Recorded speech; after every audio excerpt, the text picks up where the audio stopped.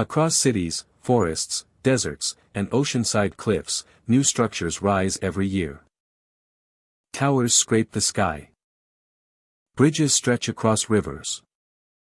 Foundations sink deep into the earth. Concrete dries, steel groans, heavy machinery rumbles like giants waking underground.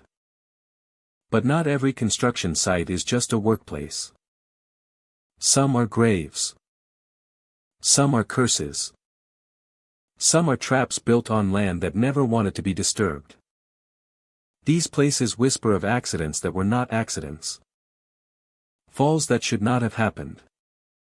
Machines that moved on their own. Beams that snapped like bones. Voices heard through dust and rebar that sound like human breath. Footsteps pacing scaffolding when no workers are present. Some sites were shut down after tragedies. Some were rebuilt again and again, only for death to return. Some still operate, with workers refusing to stay past sunset. Tonight, we step beyond caution tape and shattered helmets.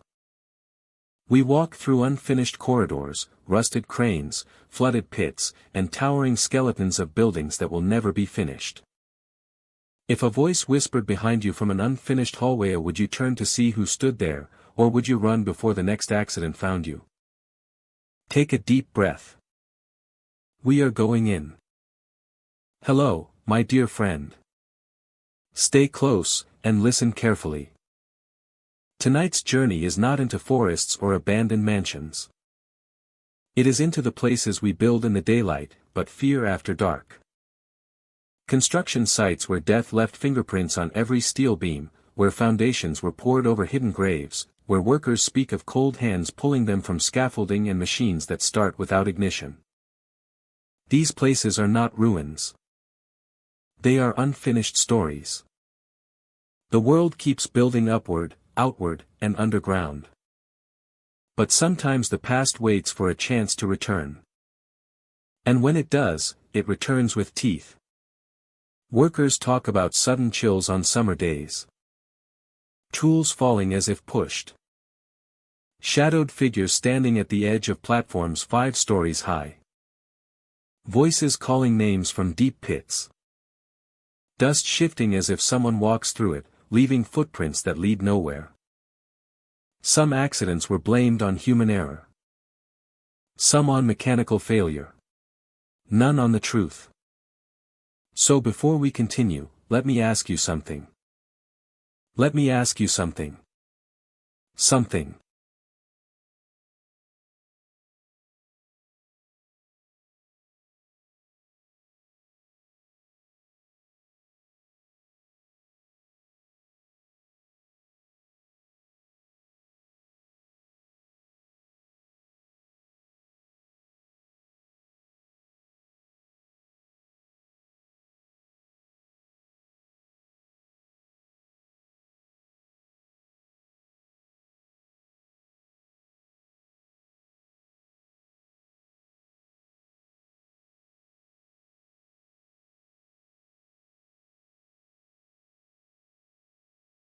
If you were alone on a construction site at night, and heard footsteps climbing the scaffold behind you, would you turn to see who or what followed, or would you run before the darkness reached you? Take a breath. We begin. Redstone Bridge Project sits deep in the Colorado mountains, where the river cuts a winding path through stone and pine. The site was chosen for its view, for the promise of a scenic crossing that would shorten travel between small mountain towns. Construction began with optimism and machinery, with blueprints pinned to tables and beams hauled up the slope. But as the bridge rose, so did questions. The work slowed. The air around the site seemed to shift. And eventually, progress stopped altogether. Before sunrise, when the morning mist still clung to the beams like low clouds, workers reported seeing figures standing at the edge of the structure. They appeared as silhouettes, unmoving, balanced on the metal as if weightless. Some stood facing the river. Others faced the workers. They never stepped forward, never spoke, never jumped. They simply stood there, staring over the water or toward the unfinished stretch of steel that jutted into the empty air. The river below is the site of multiple drownings. The currents are deceptively strong, pulling downward instead of forward. Even experienced swimmers struggle to stay above water. Records show fishing accidents, collapsed rafts, and hikers who slipped from the bank. The workers began to believe that those lost to the water never left. When the wind blows through the canyon, the river churns like something moves beneath its surface. Not like a normal current. Deeper. Slower. As if the water is being stirred from below by something large enough to shift the flow. Some workers watched debris rotate in place, caught in a motion that did not match the direction of the river. It reminded them of a vortex that never fully forms. During early shifts, footsteps could be heard on the beams even when no one was present. The sound echoed like metal striking metal, a careful step forward, another, then silence. Sometimes a single step rang out behind a worker, close enough that they turned quickly, expecting to see a colleague. Instead, there was only fog drifting along the walkway, lifting around the steel like breath. One man claimed cold fingers grabbed his ankle at the edge. He was preparing to bolt a section of support when he felt pressure wrap around him, as though a hand closed just above his boot. The grip was not forceful, but firm.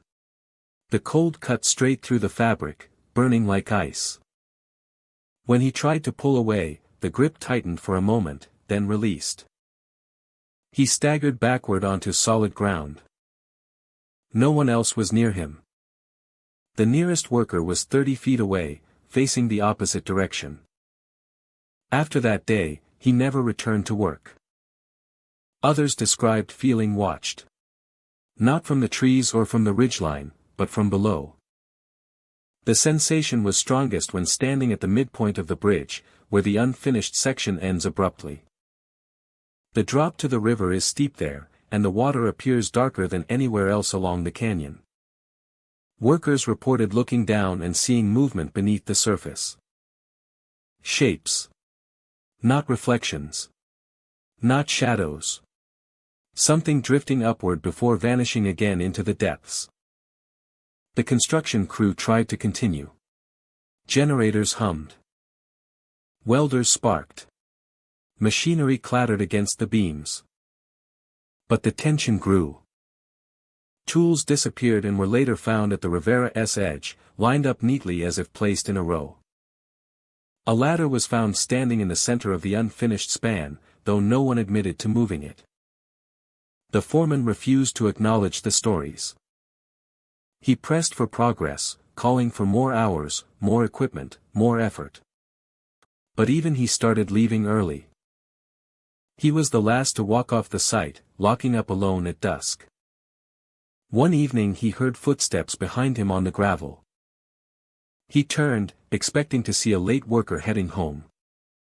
Instead, a figure stood at the base of the bridge supports, half covered by shadow. The foreman froze. The figure did not move. When he looked away for a moment and then back, it was gone. The next morning, the foreman announced construction would pause. He said it was to reassess budgets and safety concerns. But everyone on the crew knew the truth. The bridge had become a place people walked away from, not toward. Nature began reclaiming the structure. Rust crept along the beams like ivy made of metal. Boards warped. Bolts loosened themselves. The river below continued its slow churning, circling debris as if waiting for something to fall. The canyon remained quiet except for the occasional echo of metal, sounding like footsteps that no longer belonged to the living. Locals who hike near the site rarely approach the bridge.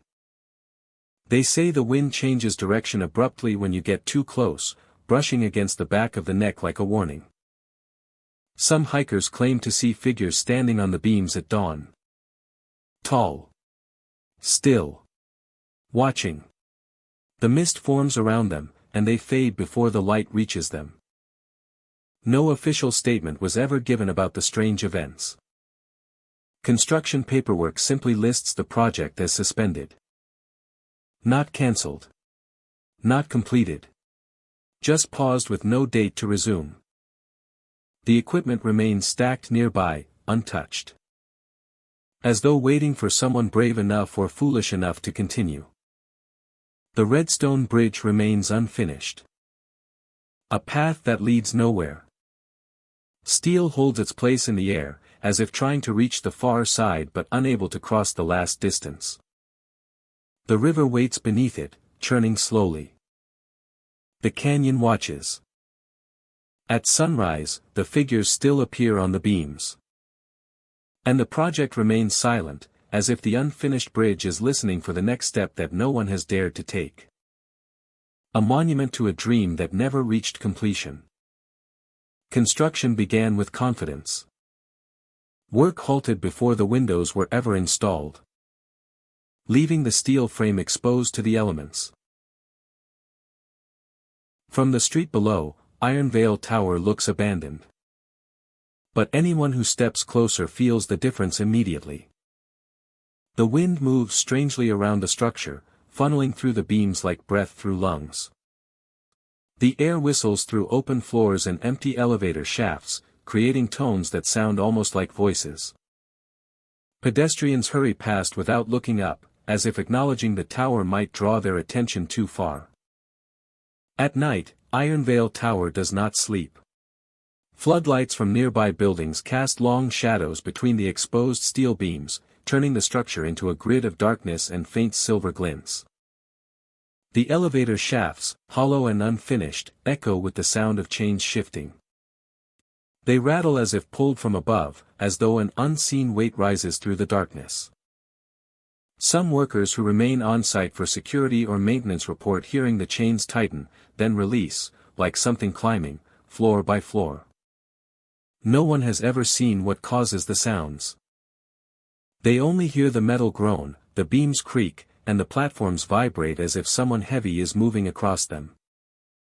Those who follow the noise find nothing waiting for them, just an empty floor and the rhythmic clink of a chain slowly settling. Construction crews who returned to salvage equipment described silhouettes on the upper floors. Not full figures, but outlines of someone standing near the edge, looking down. When they blinked, the silhouettes were gone. Sometimes they appeared again farther up, as though climbing without moving. The steel framework should be empty, yet something always seems to watch from above.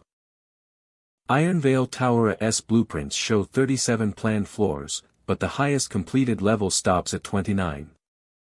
No one can explain why that final portion of the structure feels taller than it should. Workers have claimed that when they stand at the base and count the visible floors, they reach numbers higher than the plans allow. Others insist they have seen lights glimmering near the top, where no generators or wiring exist. Just a faint glow, like lanterns swaying in the wind. On windy nights, the beams vibrate with a low hum.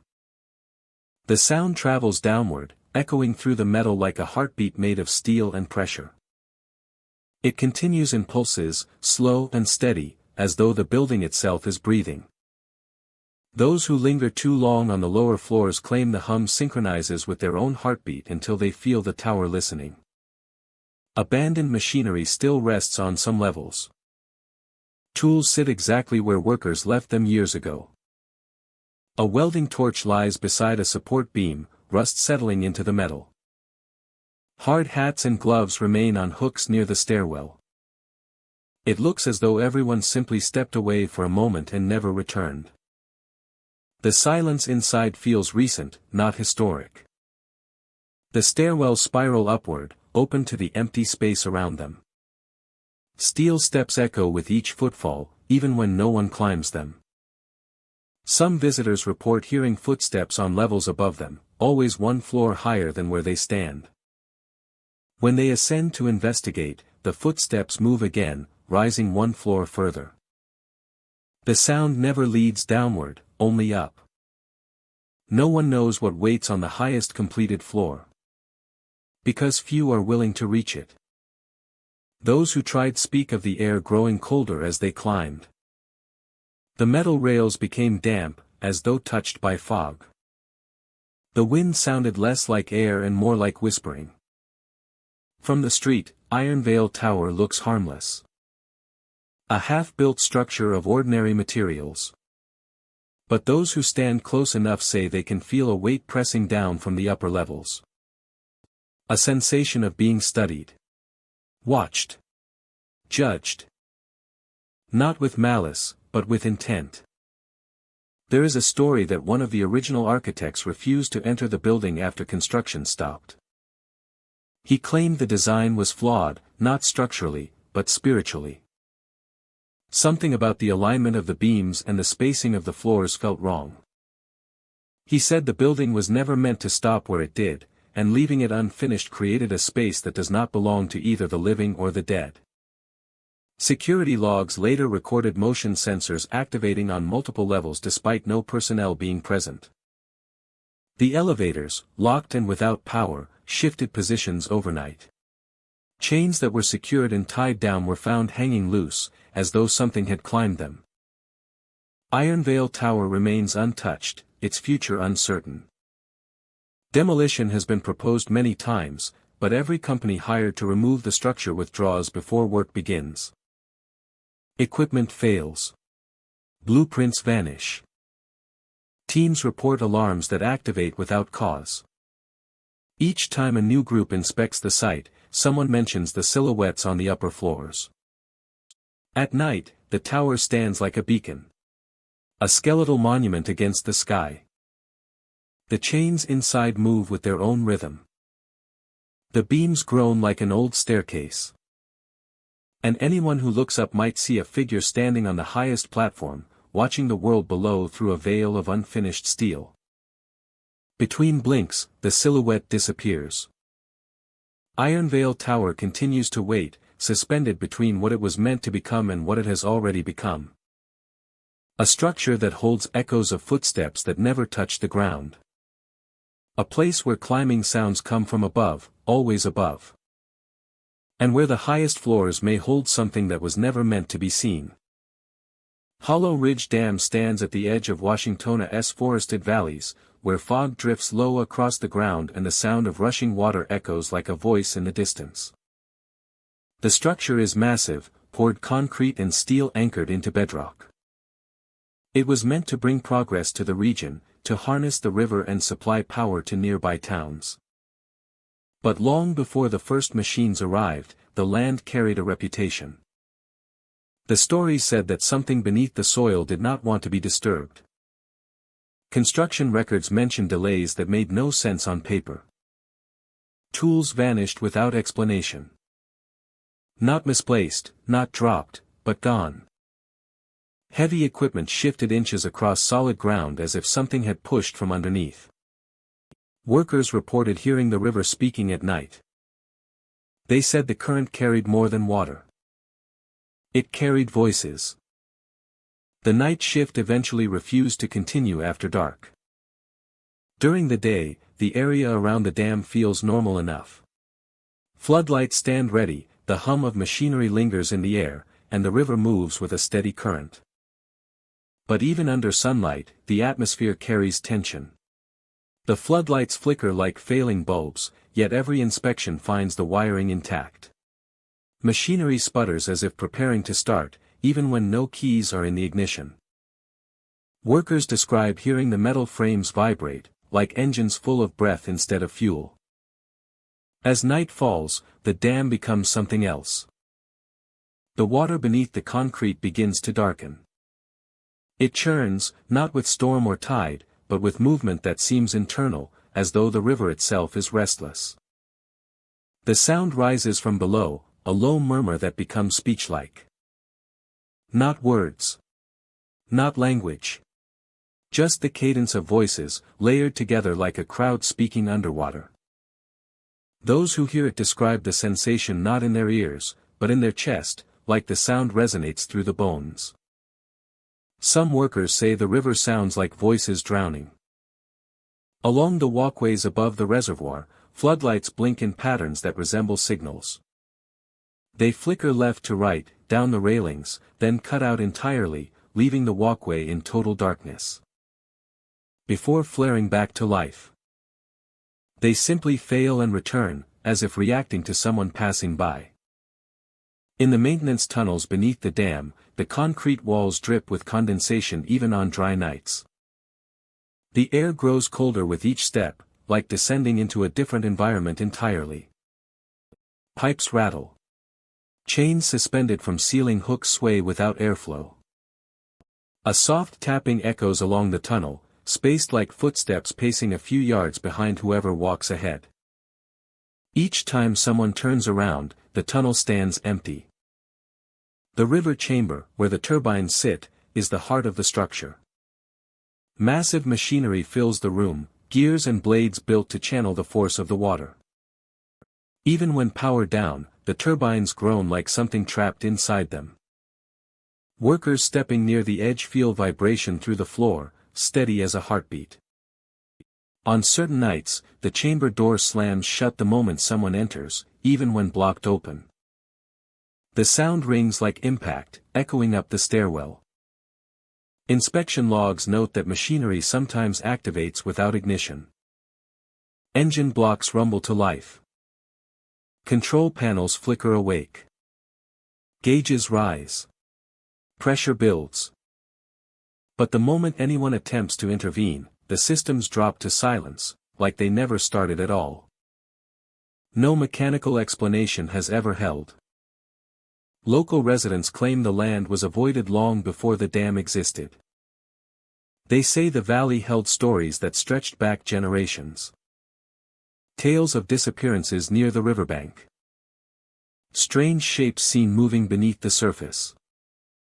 Nights when fog pooled thick enough to swallow lantern light. Some believe the valley was never meant to be settled. Others say it was a place where the earth remembers. The engineers who built the dam dismissed the stories. Concrete and steel would solve what the land resisted. Progress would overtake superstition. But the workers who stayed longest tell a different story. They say the land did not fight the construction. It waited until the structure was finished. Now the dam stands like a gate holding something back. On storm-heavy evenings, wind rushes across the reservoir and the water slams against the retaining walls. The surface pulls downward, as if something below is inhaling.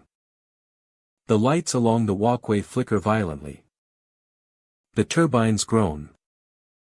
And the voices rise again, louder than before, resonating through the structure like the dam itself is speaking. The workers who hear it say the sound does not ask for help. It does not threaten.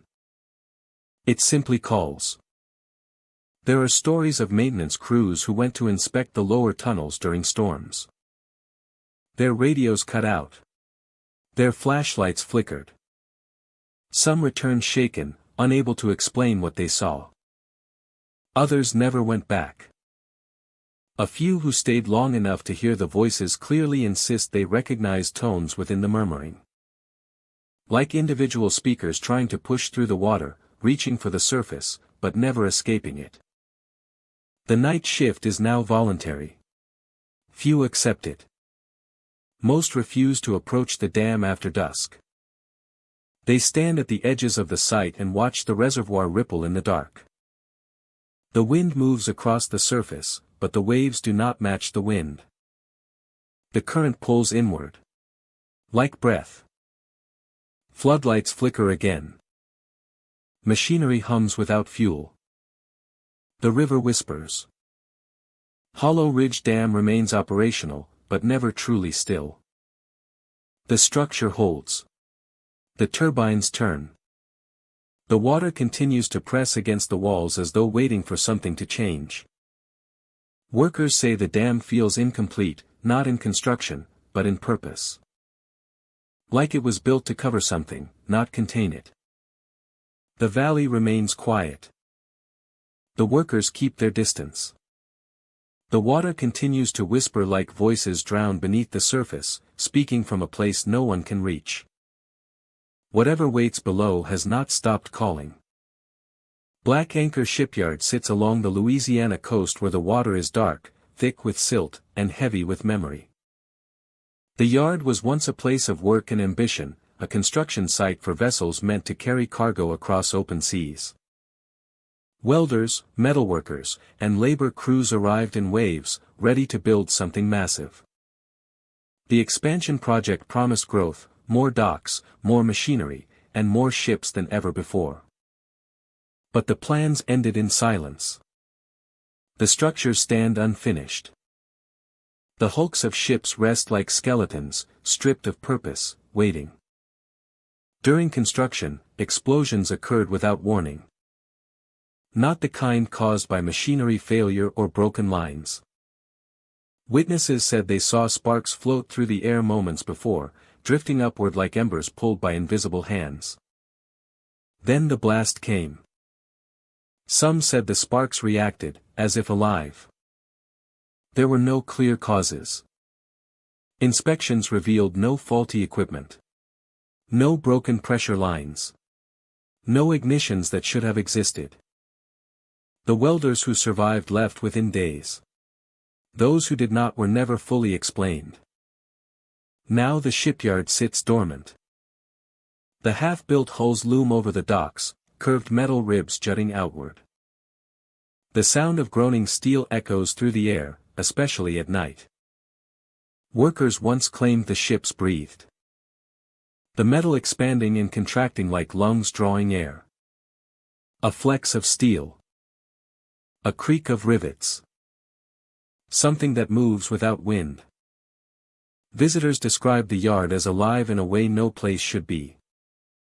The cranes sway though no storm touches them. The chains rattle as if tugged by unseen hands. Sparks appear again, just as they did before the explosions. They rise from welding stations no one operates. They drift through the air in slow patterns, floating like watching eyes. Some hover above the water, reflecting strange shapes on the surface. Others gather near the unfinished ships, circling the hulls as if inspecting them. When night falls, the atmosphere changes. The air feels electric. The shipyard hums with sound that cannot be traced to machinery. The docks echo, not with footsteps, but with the heavy shift of weight across metal. It is said that shapes move across the decks of ships that never sailed. Shadows glide from bow to stern. They walk upright, but their forms are indistinct.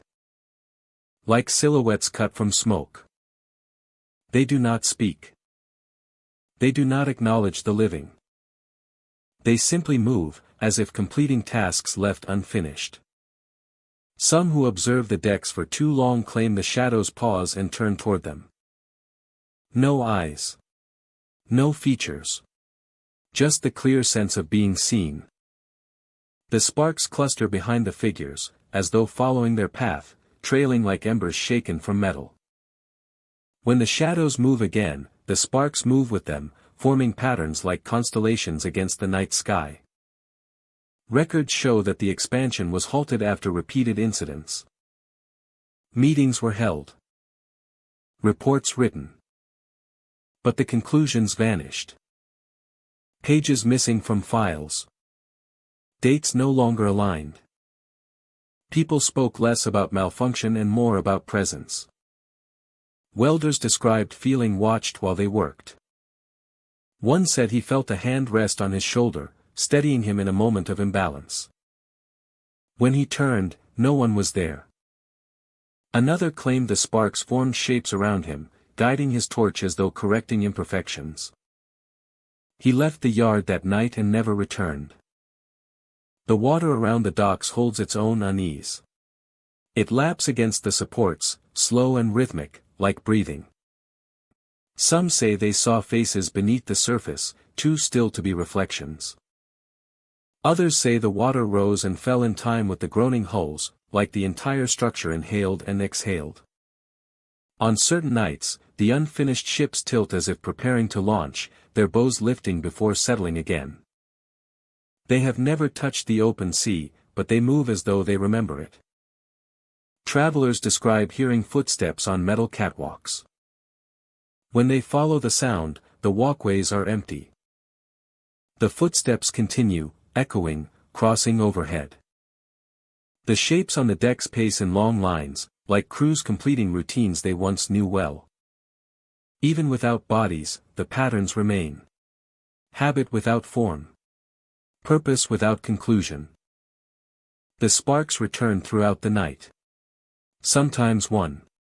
Sometimes dozens. They float in clusters, drifting between the shadows. Some flare brightly, bursting like stars. Others flicker like signals. People who watch too closely swear the sparks move with intention, guiding paths, leading deeper into the yard, toward the largest hull at the farthest dock. The largest hull at the farthest dock is the most complete. Its structure towers above the water like a monument.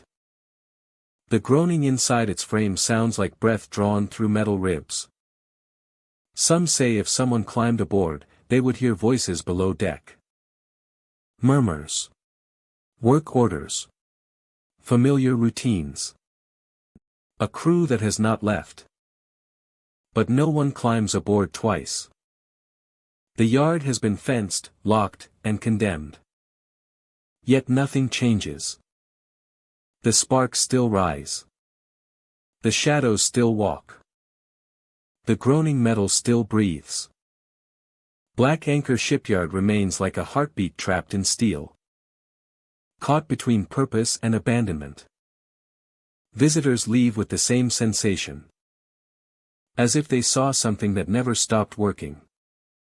As if a ship that never sailed is still preparing to depart. As if the welders who died are not gone, only waiting for the final connection, the last strike, the final spark. Black Anchor Shipyard does not rest. It listens. It watches. It remains unfinished, yet unbearably alive. At night, the groaning begins again. The sparks drift upward. And the shapes return to the decks of the ships that never left the dock. Frostline Highway Tunnel lies beneath miles of Alaskan permafrost, a project once meant to connect remote settlements through a stretch of land too cold and treacherous for ordinary roadwork. Crews arrived with machines capable of cutting through ice older than recorded history. Lights were strung along the tunnel at S length, generators hummed, and the sound of drills echoed through the frozen corridor. For a while, everything felt ordinary. Then the knocking started. Workers described it as a rhythmic sound deep within the ice. Not machinery. Not shifting earth. Knocking. Slow at first, like something trying to find its way toward the surface. The noise came from behind walls of solid frost. Others claimed it sounded too deliberate, like hands striking a barrier from the other side. The deeper the tunnel stretched, the stranger the atmosphere became. Breath fogged the air even near heaters.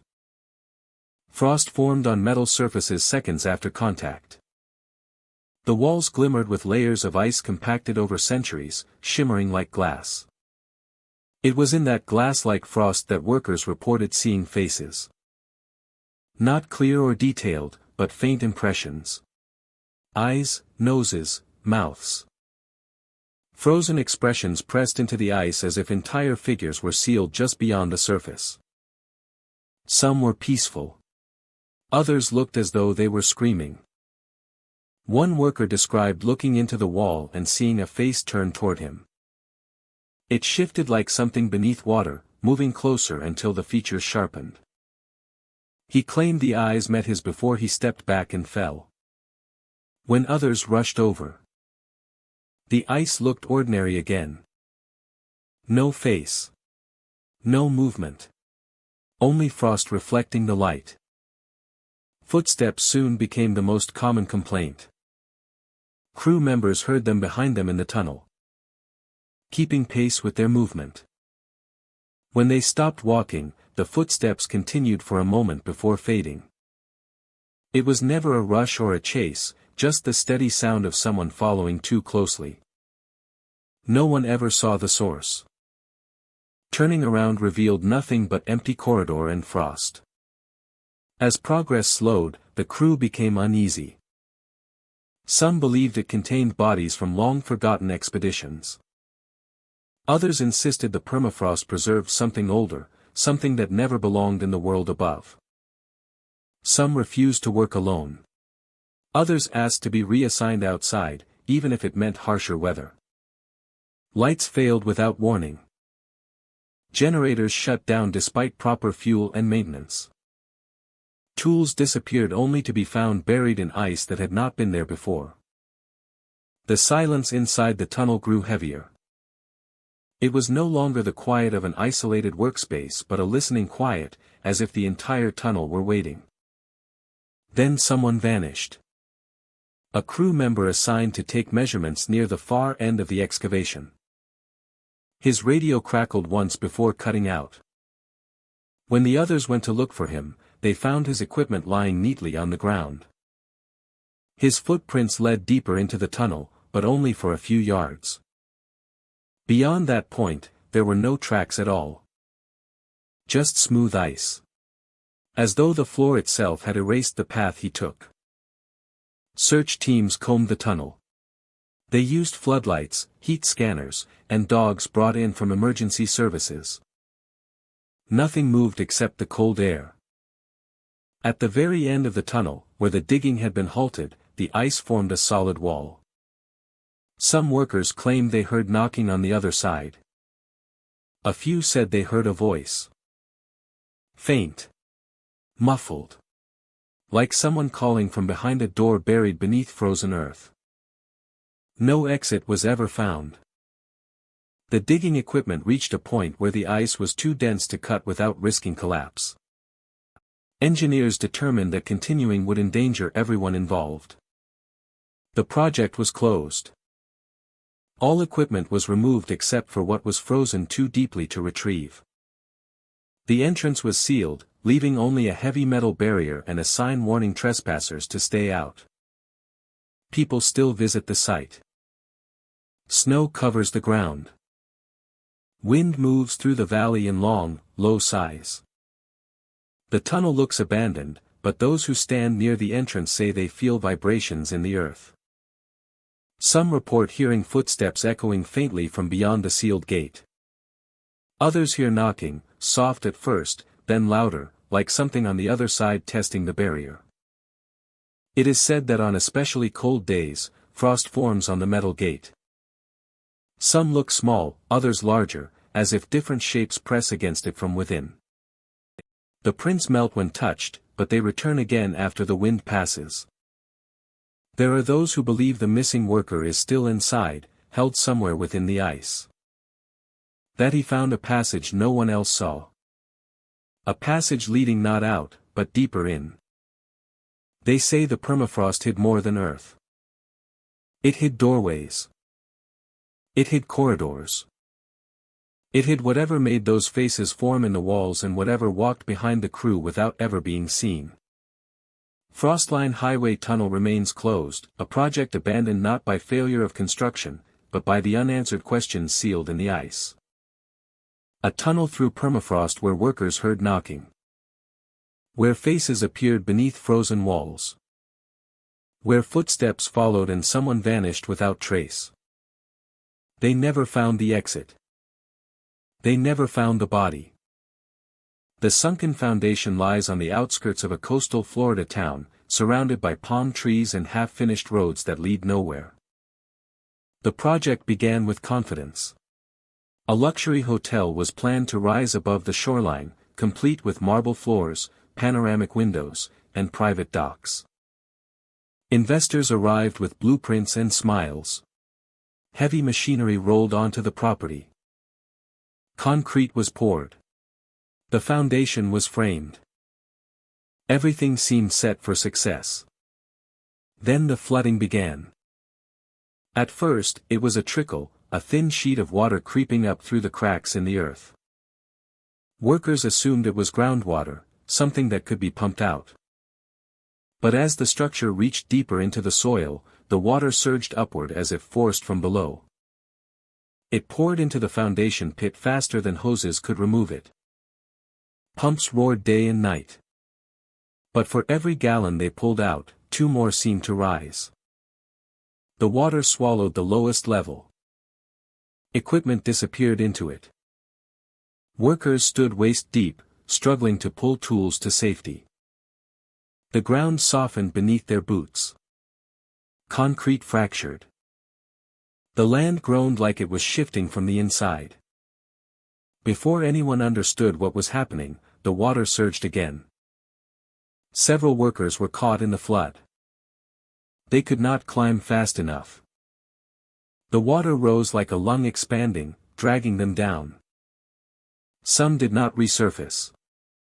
The foundation became a pool. Pumps continued to run. Fuel burned through crates of canisters. But the water never lowered. It remained at the same impossible height. Like the pit was connected to something deeper than the water table. Something hidden. Divers were sent in to assess the damage beneath the surface. They expected silt and debris. Instead, they found the mud shifting under them. Not drifting. Moving. The sediment coiled upward in slow spirals, wrapping around their legs. They felt pressure like fingers pressing into their suits. One diver reported something pulling from beneath the mud. Hands, he said, though he could not see them. Only the sensation remained. He kicked free. His light flickered. Silt exploded upward like a breath from the bottom. When he reached the surface, he tore off his mask and refused to go back. His account was dismissed as panic. But he never returned to diving. He refused to even drive past the site again.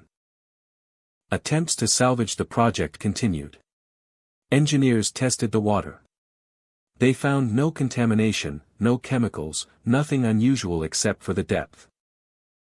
The pit measured deeper than it should have. Deeper than it was ever dug.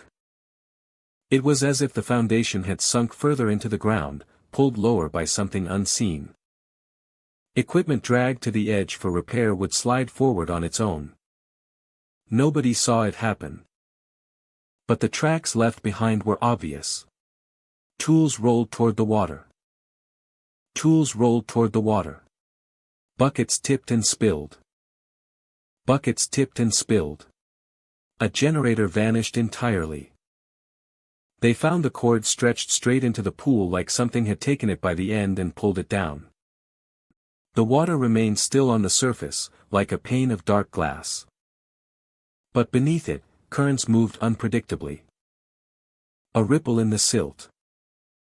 A shadow rising and disappearing again. No wildlife would approach the water.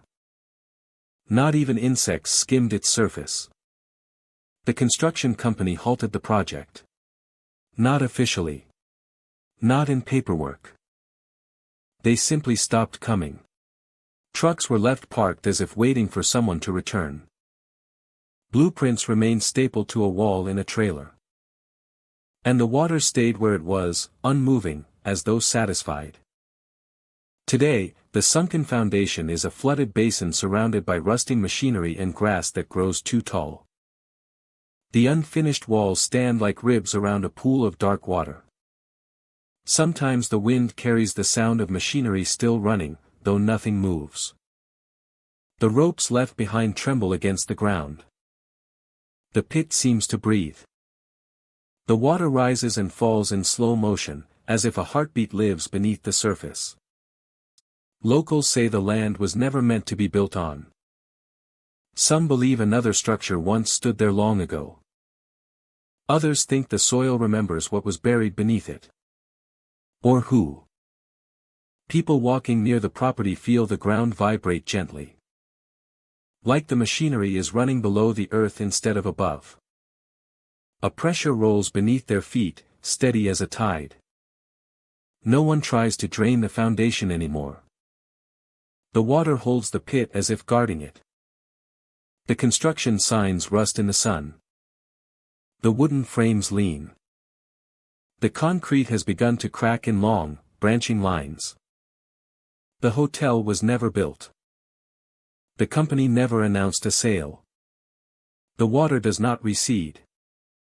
Equipment still disappears when left too close, dragged below without splash or struggle. And when night settles over the site, the surface shifts. Not from wind. Not from rain. The water moves in slow, deliberate circles. As though something beneath it is pacing. Watching. Patient. The sunken foundation remains. A place where the earth refuses to give back what it has taken. The structure stands like an unfinished memory. The water waits. The mud moves. And beneath the surface, the hands that once reached upward have not let go. Rustwing Industrial Park sits on the outskirts of Michigan, where the land flattens into open yards of concrete and steel. It was once a thriving manufacturing hub, designed to push out machinery and metalwork that would serve industries across the country. Warehouses rose tall, cranes stretched into the sky, and sparks from welders lit the air like falling stars. For years, the place echoed with noise, movement, and purpose. But progress slowed. Companies left. Machinery ceased. Paint peeled from the walls. And rust began to creep like spreading ivy along every surface. Today, Rustwing is mostly silent. A skeleton of its former self. Workers arrive only for maintenance. Demolition preparation. Or salvage operations. The wind whistles through broken windows. And hollow corridors. Carrying the metallic scent of old machinery. The air feels heavy. With the memory of motion. Strange incidents have followed the park for decades. Cranes collapse without warning, even when inspected beforehand. Steel beams fall from rafters as though knocked loose by invisible hands. It is as if the machinery still remembers its old rhythms and attempts to repeat them with no one operating the controls. Workers who step inside after dark describe the feeling of being observed from above. Wide rafters line the ceilings of every warehouse, high enough that any silhouette blends with shadows. There is a sense of movement up there, something crossing beams too narrow for a person to walk. Metal creaks in steady intervals, like footsteps pacing overhead. That is when the voice comes. It echoes through the rafters, deep and distant, as if coming from a place far higher than the ceiling itself. The voice calls out to workers, urging them to run. Sometimes it knows their names. Other times it simply says go. The warning comes without clarity or direction. Just a single command through the darkened building. Those who listen often sprint for the exits without stopping. Those who hesitate sometimes hear a crash moments later, as if the voice predicted what was about to fall. Some workers say it calls too late. They report hearing the warning only moments before beams drop, nearly striking them. A few describe the voice speaking a second too slow, like it waited for the impact. As if it did not want to prevent danger, but to witness it. There is an unsettling pattern to the incidents. Cranes that should be inactive begin to sway. Hooks swing over the floor as though tracking movement. When the voice calls out, the machinery pauses. When the voice falls silent, the machinery resumes, groaning like a living thing. These events are not random. They follow a rhythm, almost like a breath drawn in and held. Salvage crews tell their own stories. One group claims they saw sparks spiral from a welding tank even though no flame was present. Another reported hearing chains tighten above them, though every chain in the building hung slack. They left quickly, saying it felt like the building was waiting for them to stay longer. As they exited, the voice whispered from high above, softer than before. Not a warning. A statement. Something close to stay. Some believe the voice belongs to a former worker, someone who never left the rafters even after the site changed hands. Others think it is tied to the machinery itself, born from years of motion and heat. A presence made of gears and tension. A memory imprinted in steel. The voice does not appear on recordings. Workers have tried capturing the sound, but audio equipment fails the moment the echo begins. Walking through Rustwing during the daytime feels different. Light filters through broken windows, landing in diagonal stripes across the floor. Dust hangs in the beams like suspended fog. The air carries the faint vibration of metal settling. Every sound feels amplified, like the building is listening as much as it is echoing. Like the building is listening as much as it is echoing. The path through the warehouses leads to a central yard where the largest crane still stands. The largest crane still stands, leaning slightly to one side, as though pulled off balance. The hook hangs near the ground, rust streaking down the cable.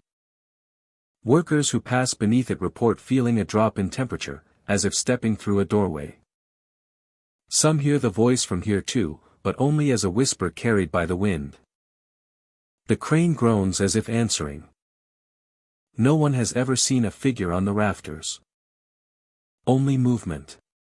Only shadows. When flashlights are aimed upward, nothing appears. But the moment the beam lowers, a creak echoes from above again. The rafters are high enough that someone could stand perfectly still and remain hidden. And yet, it feels like whatever is up there does not need to stand or walk. As though it clings or hangs or hovers between the steel. The question that lingers is simple. Is the voice a warning? Those who believe it warns say the tone is urgent, strained, like someone trying to stop disaster. Those who believe it lures describe a different feeling. The voice sounds calm, patient, almost encouraging. As if it wants someone to climb the rafters and find it. No one has tried. Rustwing Industrial Park remains fenced and mostly forgotten. The machinery stands frozen. The cranes lean. The sparks that once fueled production now appear without cause.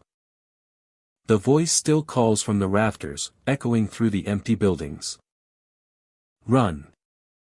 Or stay. It depends on how the wind carries the call.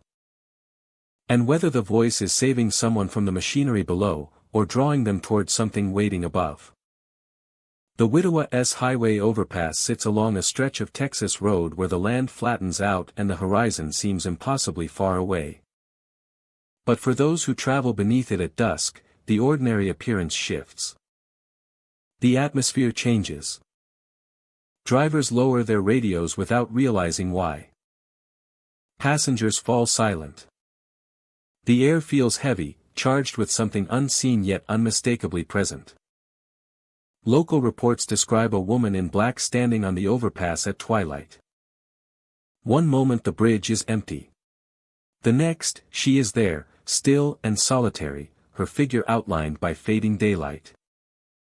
Some claim she looks down at the passing cars. Others say she faces the horizon, as if waiting for someone who has not returned in a long time. No one can agree on her face. Those who try to remember it later struggle, as if the memory slips from their mind before they can hold on to it. Stranger still are the incidents that happen beneath her. Drivers have reported collisions without impact. Their vehicles jolt violently, as if struck by something heavy, yet the road remains empty. No debris. No animal. No other car. The frame shakes. The wheel jerks. Tires skid across pavement. But when the vehicle finally comes to a stop, nothing is there. Engines stall. Headlights flicker. And for a brief moment, some drivers claim they see a silhouette through their windshield, standing in the center of the road, watching them with the stillness of a monument. Construction crews who worked on the overpass told their own stories. Tools fell from their hands without slipping. Workers stumbled as if pushed by an unseen force, though no one stood near them. A few fell from scaffolding without being touched. They survived, shaken and confused, unable to explain why their balance vanished in an instant. Some said the air around them felt like a hand closing. Others said it felt like stepping into a memory that did not belong to them. Every photograph taken at the overpass blurs. The edges warp. The background swirls. Light bends like heat rising off asphalt. Some images show streaks of gray crossing the lens, almost like a figure passing by faster than the shutter can capture. In others, a shadow stands where no person was present, shaped like a woman draped in fabric. No matter how clear the sky or how steady the hand, the camera fails. It is as if something presses between the lens and the world, distorting the moment. The overpass was built decades ago, replacing a smaller bridge that had collapsed after a storm. A single woman. No survivors. Locals believe she never left. Not fully. They say the bridge became a marker of her waiting, her grief lingering like a stain in the concrete. Some think she stands at dusk because that was the hour she last looked out at the road. Others think she stands because she is still searching. Drivers who pass beneath her at the right moment describe a strange sensation in their chest. Something quieter. A pressure, almost like sorrow. For a heartbeat, it feels as though the emotion is not their own. Tears prick the eyes without reason. Thoughts shift, weighted with memory that does not belong to them. By the time the car reaches the far side of the overpass, the feeling fades, leaving only confusion behind. On windless evenings, the air beneath the bridge ripples like heat on asphalt. The guardrails hum. The lights along the highway flicker in unison. Sometimes the hum rises into something that resembles a voice. Not a clear sound, but the rhythm of speech. As if someone is trying to speak through wind. Workers who maintained the area claim they heard their names called from far away. The sound came from the overpass. They looked up and saw the woman, just for a moment, before she vanished like a shift in shadow. Some nights, the overpass grows so quiet that even the engine noise seems muted. Vehicles pass through as if the road is swallowing sound. In that quiet, something moves across the bridge. A shape. A shift in the air. A ripple like a figure turning. People who witness it describe the movement like a curtain of black fabric caught in a breeze that does not exist. No footsteps. No breath. Just motion that feels deliberate. Just motion that feels deliberate. There are those who believe the woman in black does not mean harm. That she is not the cause of the accidents or the falls or the blurred photographs. They think she appears as a warning. A signal to slow down. To stop. To turn back. Others disagree. They say she is not there to prevent tragedy, but to repeat it. The overpass becomes a stage where the same moment plays out again and again, echoing through time like a memory refusing to fade. Whatever the truth may be, the sightings continue. Cars shudder beneath no impact. Workers avoid the night shift. Cameras fail to capture what stands on the bridge. And every dusk, the horizon glows red-gold as the sun sinks low behind the concrete. If someone glances up at the right second, they might see her. A woman in black, still as stone. Waiting.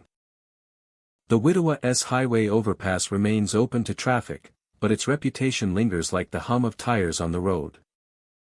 Those who cross it at twilight do so with steady hands and quiet breath. Some look straight ahead. Others cannot resist the urge to glance upward. To see if she is there. To see if the woman in black is still watching.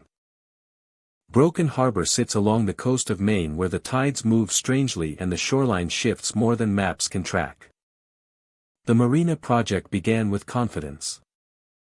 New docks, reinforced platforms, machinery positioned to carve out space for future vessels.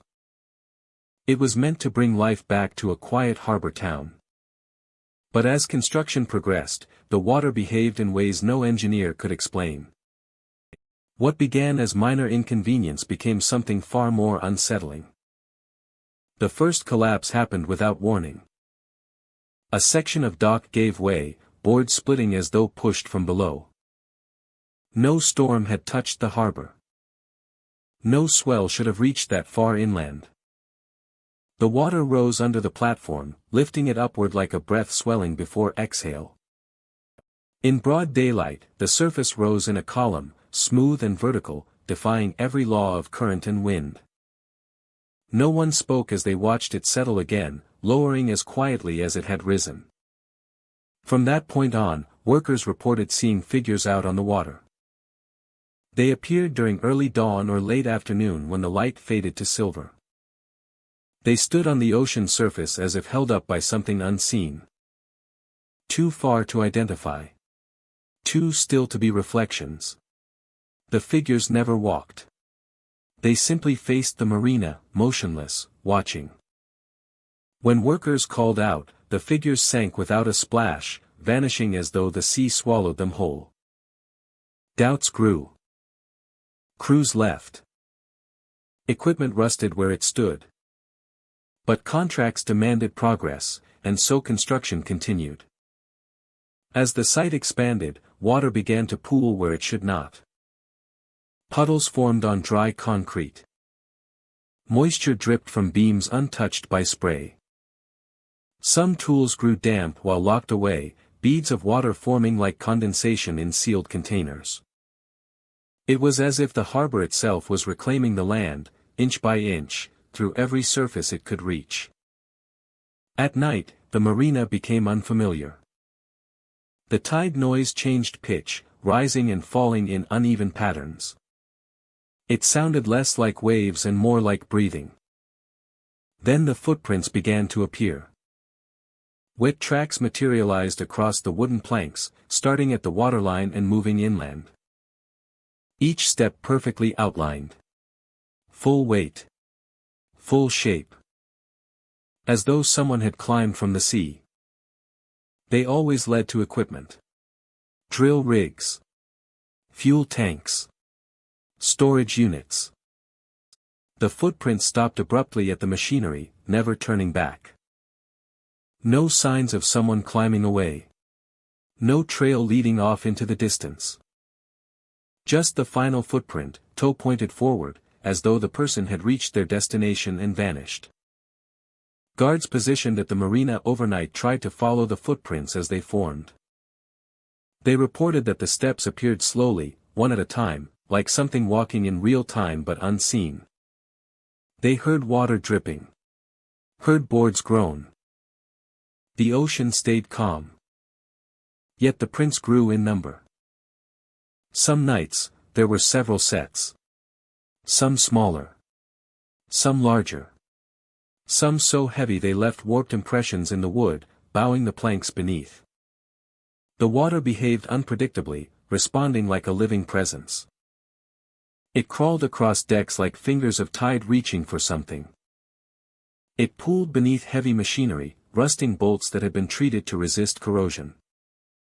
The more progress made, the more the water intervened.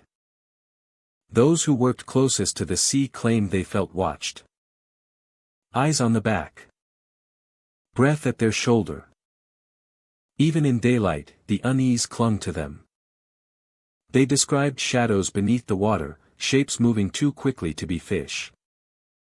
They described pale faces just beneath the surface, rising as though to meet their gaze, then disappearing before they fully broke through.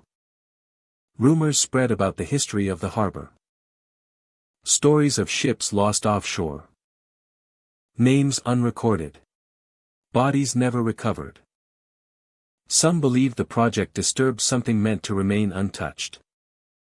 Others believed the figures on the water were not ghosts, but remnants. People who belonged to the tide more than the land. Drawn back to what held them last. The engineers tried to re-establish stability. Reinforce supports. Redirect water flow. The docks continued to collapse. The ocean rose where it should not. Equipment malfunctioned, soaked from within. The footprints continued, always appearing overnight. Always ending at the machinery.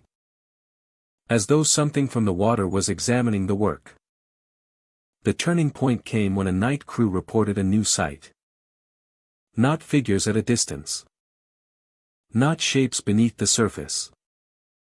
But a person standing at the waterline, close enough to see. Their clothing dripping as though freshly submerged. Their head tilted, listening.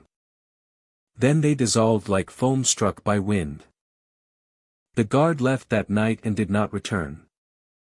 Now the marina site stands abandoned. Foundations remain, twisted and waterlogged. The ocean continues to rise in impossible patterns, climbing without wind or tide. The footprints still appear. They walk along the docks, approach the equipment, and end. As if the work continues, unseen. Docks collapse. Water rises. Figures stand where no one should stand. And every night the wet footprints return, leading from the ocean to the heart of the project. They reach the equipment. And stop. Ashfield Apartment Complex was meant to be a modern housing project on the outskirts of Ohio, a multi-building development designed to bring new residents to a growing area. The land was cleared. Foundations were poured. Steel frames rose from the concrete like the beginnings of a neighborhood. Investors expected families to move in within a year. Instead, construction stopped before the first roof was ever secured. It began with scaffolding collapses. At first, they seemed like accidents caused by loose fastenings or uneven weight distribution. But inspections showed the structures were built correctly. They should not have fallen. Workers on the upper levels reported the same detail each time. They felt a sudden force against them. Not wind. Not loss of footing. A shove. As if invisible hands pushed them without warning. Several were injured. Some refused to return at all. Tools began to move on their own. Not in sudden bursts or dramatic displays, but in subtle, unsettling ways. A hammer would slide toward the edge of a platform without vibration or wind to explain it. Workers started placing chalk lines around their equipment to track movement. Each morning, the chalk outlines were empty. The tools had relocated, spread across the site as if dragged during the night. Supervisors brought in additional lighting. Flood lamps illuminated the unfinished rooms and skeletal hallways. Yet the activity continued. In areas where no walls had been finished, shadows appeared where no person stood. Some workers heard footsteps behind them. Slow. Heavy. Always stopping when they turned around. Even in broad daylight, the sense of being watched lingered like pressure on the back of the neck. Then the soil appeared. It started as small patches of wet earth on the ground floor. The building was far from landscaping. There was no reason for soil to be inside. But the patches grew. Damp footprints formed without anyone stepping in from outside. They appeared in hallways, in unfinished kitchen spaces, on concrete that should have been dry. The soil was dark, heavy, and clumped like it had been lifted from deep underground. No one could explain where it came from. At night, the smell of wet dirt drifted through the half-built rooms. Workers on late shifts reported hearing the sound of something moving beneath the floor, like hands brushing against the underside of the concrete slab. Some compared it to digging. Others swore it sounded like breathing. The ground seemed to pulse, as though something beneath the building was shifting closer to the surface. Concerns turned into fear when collapses happened without anyone present. Scaffolding crashed overnight. Piles of material were overturned. Support beams were found leaning at angles that defied gravity, bent as if someone had applied pressure with more strength than a human hand could manage. Motion cameras were installed, but they captured only frames of sudden impact, as though the cause stood just outside the lens. The site was shut down temporarily. Investigators arrived. They questioned workers. They inspected the foundations. And tested the soil. Their reports concluded there were no structural issues. No chemical interference. Nothing physically present that should have caused the events. The site was cleared to reopen. It never did. The final incident occurred during a routine check. A small crew entered the ground floor and found that wet soil had spread across nearly the entire surface. It coated corners and pooled like water, except no moisture seeped outside the building. It was as though the soil had risen from beneath the foundation and settled with deliberate placement. At the center of the room was a depression, circular, as if something had pushed upward and paused just below breaking through. One of the crew members stepped closer. The ground shifted. The soil trembled. He felt something press against the underside of the slab. Not violently, but with intent. A steady vertical pressure, like a hand testing the barrier between one space and another. He backed away. The soil settled. The room fell silent. After that day, no one entered willingly. Developers chose to halt the project indefinitely. Equipment was removed. Security fencing was installed around the property. But even from outside, visitors claim the complex does not feel abandoned. People passing on nearby roads have reported seeing movement inside the unfinished windows. Some say they heard scaffolding clatter long after it was dismantled and taken away. Others describe the sound of tools dragging across concrete, metal scraping in slow arcs. During heavy rain, water seeps through the soil around the foundation. The runoff carries dirt that is darker than the surrounding ground. Locals avoid walking near the site at night. They describe a feeling of being observed from beneath their feet, as though something watches from below the concrete shell of the building. There are theories, none confirmed. Some believe the land was once used for burials before records were established. Others think an underground water system created pockets of instability that now shift unpredictably. A few go further and suggest the ground remembers what rested there before construction began, and whatever lies beneath refuses to be built over. Ashfield apartment complex remains unfinished. Scaffolding rusts where it fell. Tools lie abandoned in storage containers sealed shut. And inside those empty rooms, the floor still collects soil that no one brings in. Wet earth appears as if something surfaced, reached the barrier, and retreated, waiting for the next attempt. The building stands silent, but the ground beneath it does not rest. The spine rises above the Chicago skyline, a skyscraper of glass and steel that appears polished and modern from a distance. But inside, the structure tells a different story. Its central elevator core runs from the foundation to the highest unfinished floors. A narrow column of machinery and cables that workers began calling the spine long before construction reached its peak. It is the spine that holds the building upright. And the spine that has become the focus of its strangest rumors. The elevator system was designed to be state-of-the-art. Smooth travel. Fast transport. Quiet operation. Yet workers riding the lift alone reported something unexpected. A sensation of breath against the back of the neck. Not wind. Not a draft. Breath. Warm and close, as though someone stood directly behind them in the cramped space, exhaling slowly against the skin. They would turn, but the elevator remained empty. The sensation never followed them once the doors opened. Only inside. Only while moving between floors. For a time, the workers tried to explain it. Faulty air circulation. Pressure changes. Mechanical vibration. But the explanations thinned as the reports increased. Experienced electricians. Engineers. Elevator technicians. All described the same feeling. Some kept their backs pressed to the wall to avoid the sensation. Others stopped riding alone altogether. The building is only partially finished.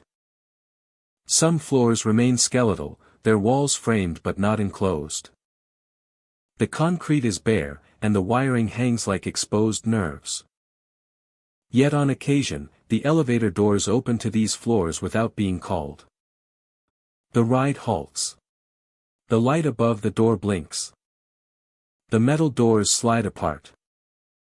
Beyond them, there is nothing but shadows stretching across cement. No one exits. No one should. Those who witnessed this say the doors open to floors that were not selected on the control panel. Sometimes the elevator stopped at a level that did not exist on the blueprint. A number not listed. A floor that should not be reachable. The panel would show no indication of the stop. Lights remained steady. The elevator simply decided to open. When construction crews step close enough to look out, they report a feeling like the air is heavier on those floors. Dust hangs thick, suspended as though caught in a moment between settling and rising. The space smells like concrete and cold metal. The shadows feel deeper. Like something in the dark stands just beyond clarity, watching without movement. Occasionally, the doors close before anyone can reach for the controls. Then the elevator continues its ascent or descent without warning. Workers began to notice other things. Soft knocks from inside the shaft that did not match the rhythm of machinery. A shift in the cables like something tugged from below or above. The emergency phone ringing without a call placed, only static whispering through the receiver. Not words. Just sound, rough and uneven, like the echo of steps on a distant floor. A foreman riding the elevator late one evening heard footsteps overhead as the lift ascended. Slow. Measured. In perfect rhythm with the motion of the elevator. They continued until the lift reached the upper floors. When the doors opened, he saw the skeletal framing of an area still under construction. The footsteps stopped the instant the lift halted. He stepped back in and pressed a lower floor without looking out again. Some believe the spine remembers those who worked on it. That the elevator shaft holds the memory of every hand that tightened bolts. Every foot that crossed the beams. They think the strange sensations are the result of stress, exhaustion. The weight of long days spent suspended hundreds of feet in the air. Others believe the building is unfinished in more ways than structure. That something else occupies the spaces left open. Security footage recorded the elevator doors opening on their own at 3 in the morning.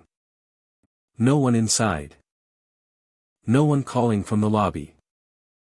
The camera caught the doors staying open for a long moment before closing again. When the footage was reviewed frame by frame, a blur appeared beside the interior wall. Not a person. Not a shape. Something undefined, like motion caught without a source. Maintenance crews replaced wiring. Sensors. Buttons. Nothing changed. The elevator still opens to empty floors. Still stops where it should not. The breath against the neck still returns when someone rides alone. The higher floors remain unfinished. Ropes and beams crisscross the open spaces like a ribcage built around a hollow core. On windy days, the metal frame hums. On still days, it is silent enough to feel your heartbeat. Those who stand near the edge of the shaft swear they can hear something below. Not machinery. Not cables. Something shifting in the dark, like weight moving through an enclosed space. No official reports list the project as haunted. No documents mention incidents beyond standard workplace injury. But interviews with workers tell another story. People request transfers to other sites. Teams refuse to ride the elevator alone. Some choose to climb the stairs instead, even to the highest completed floors. It takes time. It takes energy.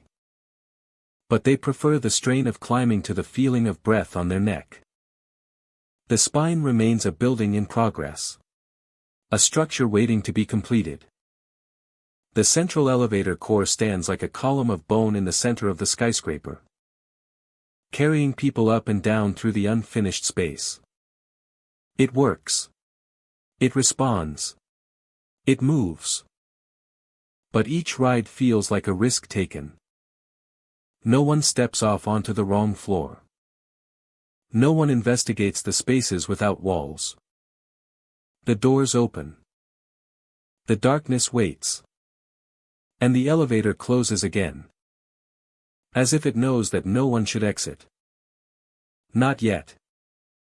Glassbone Corporate Expansion stands along the California coast, a sprawling commercial development of offices and research wings built on modern architecture. It was designed to be sleek, sharp, and reflective. Every wall is glass. Every hallway gleams. The building was meant to symbolize transparency, innovation, and forward progress. But over time, the structure earned a reputation it never intended. The transparency did not feel open. It felt exposed.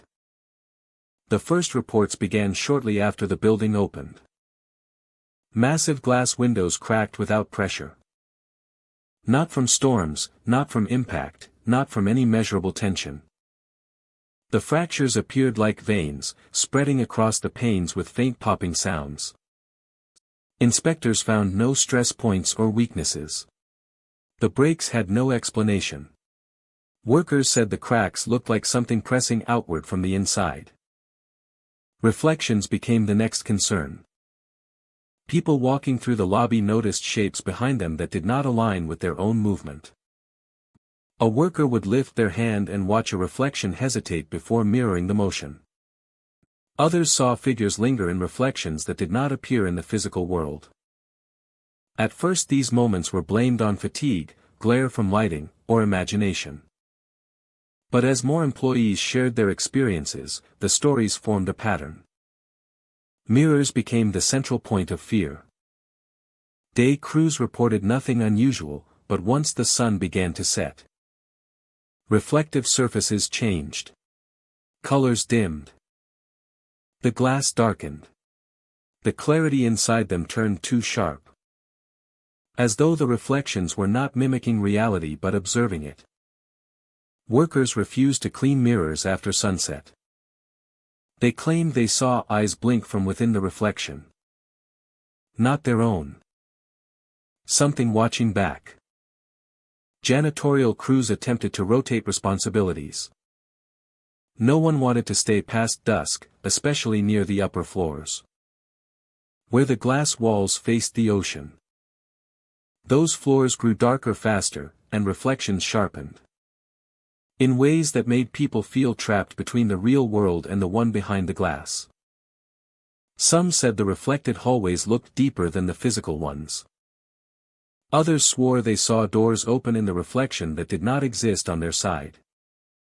The corporate expansion continued despite these reports. New wings were added, each more reflective than the last.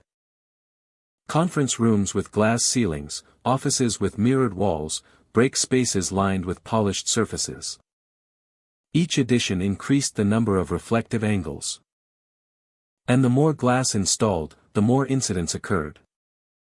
Window cleaners noticed the glass felt warm in the evenings, like it held heat from a source not connected to sunlight. Some panels pulsed faintly, as though something behind the surface was moving. Workers spoke of feeling watched while writing emails, while walking between offices, while simply sitting still. Not a threatening gaze, but an attentive one. Focused. Intent. One of the most unsettling reports came from a technician working alone in a server room. The walls were lined with glass to create a sense of openness. He said he saw himself in the reflection, except the reflection did not move with him. When he turned his head, the reflection stared directly back. Security footage offered no proof. Every recording of reflective incidents showed normal angles, normal movement, nothing unusual.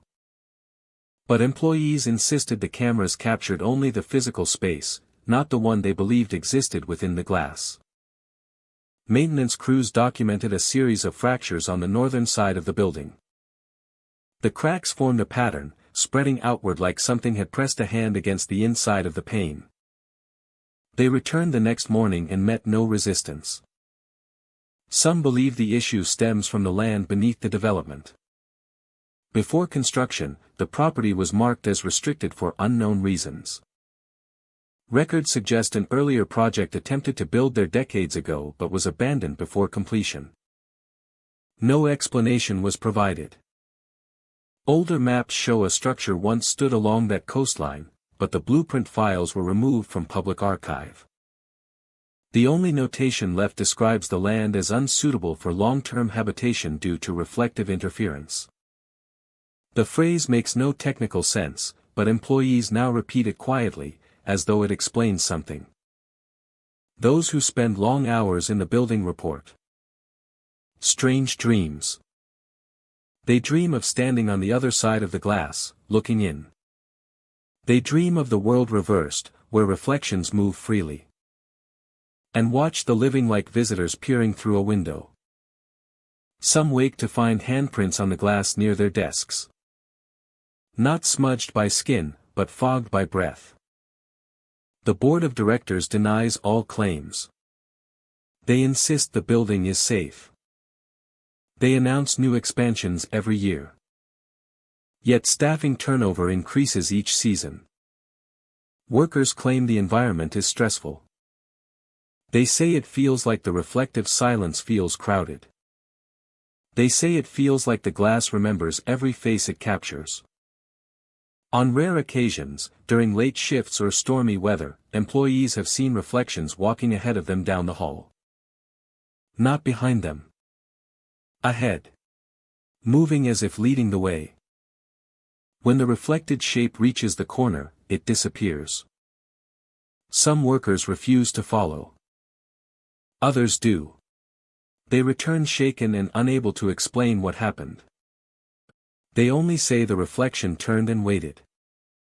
Glassbone corporate expansion continues to grow along the coastline. The windows crack.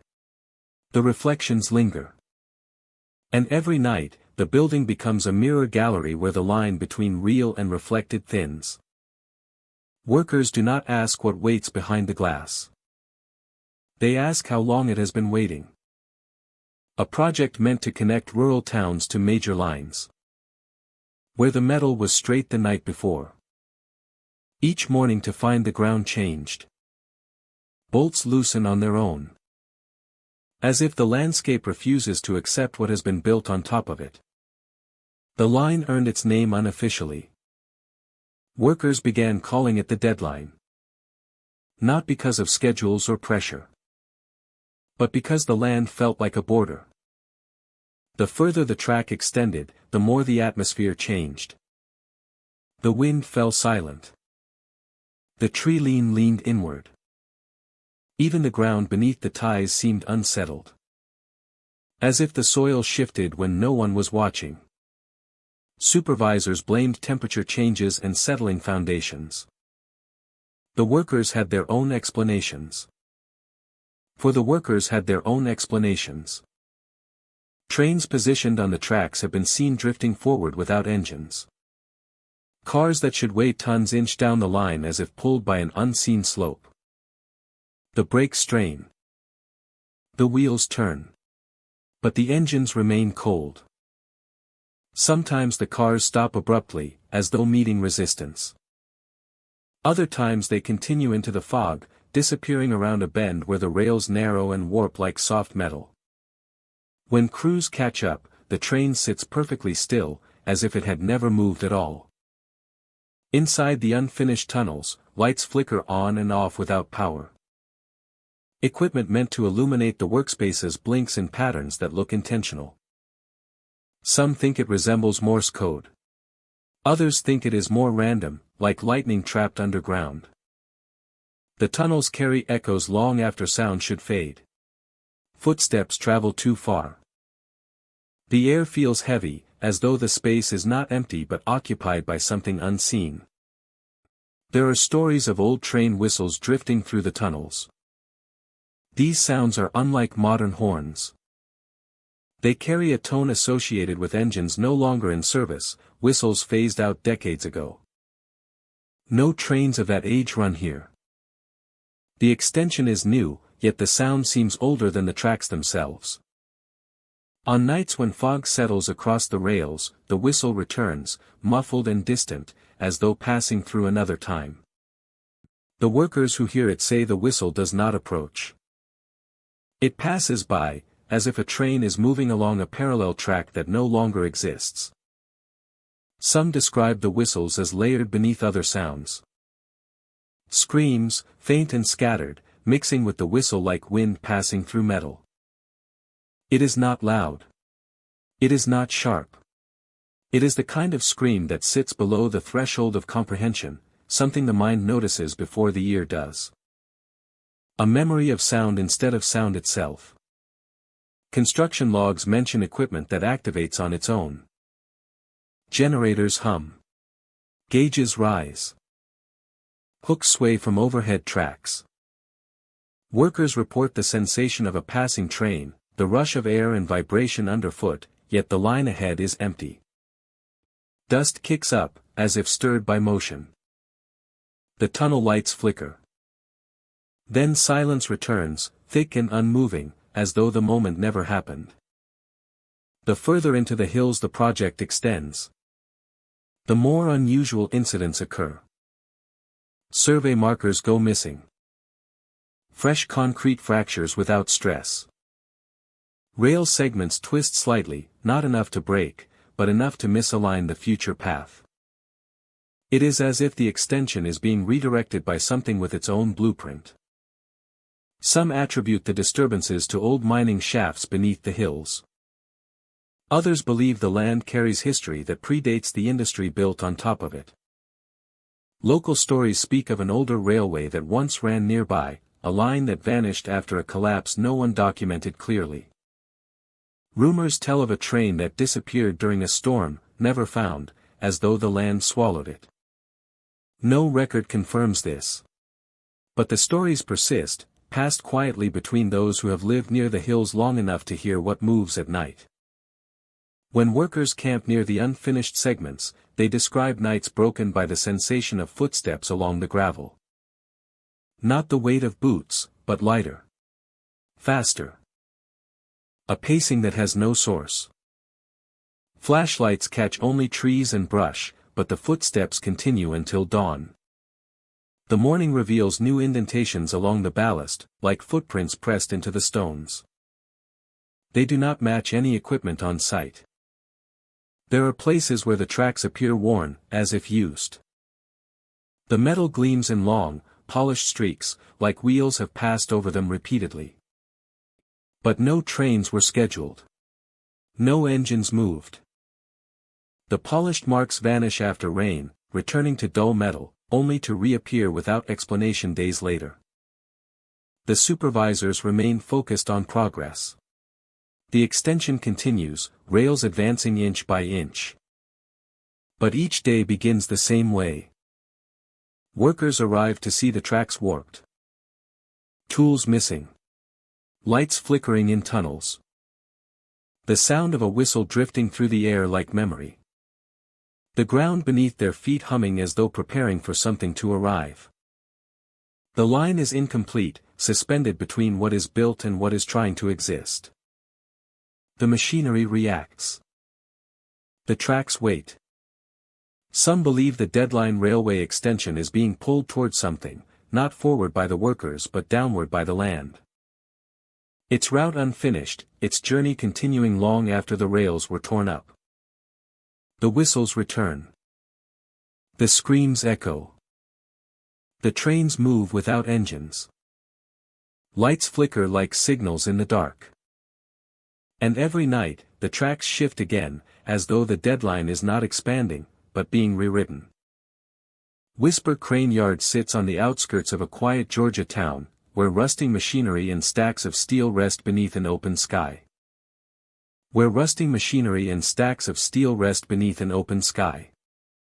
But something hangs in the air there, something heavy, like the silence that follows a voice cut short. Workers say the yard is not abandoned, only paused. Waiting for someone to start the cranes again. Waiting for someone to climb the operator tower that no one touches anymore. The story begins with the crane operator who died without warning. There was no accident. No malfunction. He was found seated in the control booth, eyes open, hands still resting on the levers. The crane had stopped mid-swing, suspended as if frozen in time. The official report offered no explanation. The cause of death remained unclear. But those who worked beside him believed he never truly left the yard. They said the air still carries his last breath. They said the crane still listens for him. After that day, the crane began to move without human hands. Slowly at first. The hook swayed on nights without wind. The long arm shifted an inch, then two, creaking through the air like metal adjusting its own weight. Workers tried to ignore it. They called it settling. They blamed temperature changes. But no explanation held once they saw the crane move in stillness, its hook drifting like a pendulum over the yard. Some nights, the hook lowers on its own. Rope unspooling with a slow metallic sigh. The hook hovers above the ground, pointing itself toward a group of workers like an accusing finger. It does not swing randomly. It chooses a direction. It waits. Those standing beneath it say they feel the air shift, like something has noticed them. Like something is considering. Sometimes the hook stops above one person and remains there. Perfectly aligned. Silent. Watching. Sometimes, the chosen falls. No one sees what pushes them. They only hear the impact. Tools slip from hands. A ladder tilts. A platform gives way. The crane never touches them, yet the fall always comes after the hook points. As if the choice alone is enough to bring someone down. Supervisors attempted to disable the crane. They powered down the mechanisms.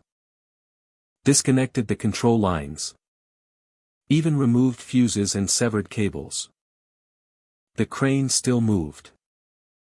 The tower still hummed with a low vibration like a breath held in metal. The workers refused to go near it after dark. Even in daylight, they walked wide around the shadow the crane cast across the ground. The yard changed after that. Whispers began drifting through the air. Faint. Barely heard. Like someone calling instructions from a distance. At first, the voices seemed like wind, but the sentences were too clear. Short commands. Words an operator might speak during a shift. The window is still intact, still staring down at the yard, like eyes that no longer blink. Some nights, workers hear footsteps climbing the ladder to the control booth. The metal rungs clink one by one, slow and patient, as though someone is making the climb they made every day in life. When the footsteps reach the top, the booth lights flicker, even though the yard has no power running to that circuit. The shadows inside shift, a figure crossing from one side to the other. Then the crane arm begins to move. One crew reported that the hook lowered directly toward them, stopping inches from a man's shoulder. He froze. The hook stayed still. Then it lifted, drifting to another worker. He slipped moments later, falling hard. His injuries were real. The crane never touched him, but the timing was exact. Too exact to ignore. There are those who believe the operator never realized he died. They say his last action was a task he intended to finish. Now trapped between memory and duty, he continues his work from the other side of the glass. The crane responds, not to machinery, but to intent. A connection between man and metal that did not break when his heart did. Others believe something else took hold the moment he died. That the crane became more than steel. That his final breath filled the machinery, giving it form and purpose beyond what it was built for. They say the whispers are not commands, but warnings. Not selecting victims, but trying to prevent what is coming. A voice trapped in the wires of an abandoned machine. Whatever the truth is, the yard remains dangerous. Workers refuse to set foot there alone. They hear the crane calling. They hear the hook sway. Some insist the crane chooses not only who falls, but who leaves. A few who quit the job say the whisper followed them home. They hear metal groan in their driveways. They dream of the hook hanging above their beds. They wake to silence that feels too heavy to be empty. The supervisor's closed whisper crane yard. Fences surround the site. Locks rust on the gates. But the crane still moves. The hook still sways. And on windless nights, the yard still hums like breath held in steel. They walk faster. They do not look back. And behind them, metal creaks. The crane shifts. The hook points again. The breathing mine reinforcement sits in the Nevada desert, buried beneath layers of rock and heat. What began as a straightforward safety project soon became something else entirely. The mine had been abandoned for decades, its tunnels unstable and its history unclear.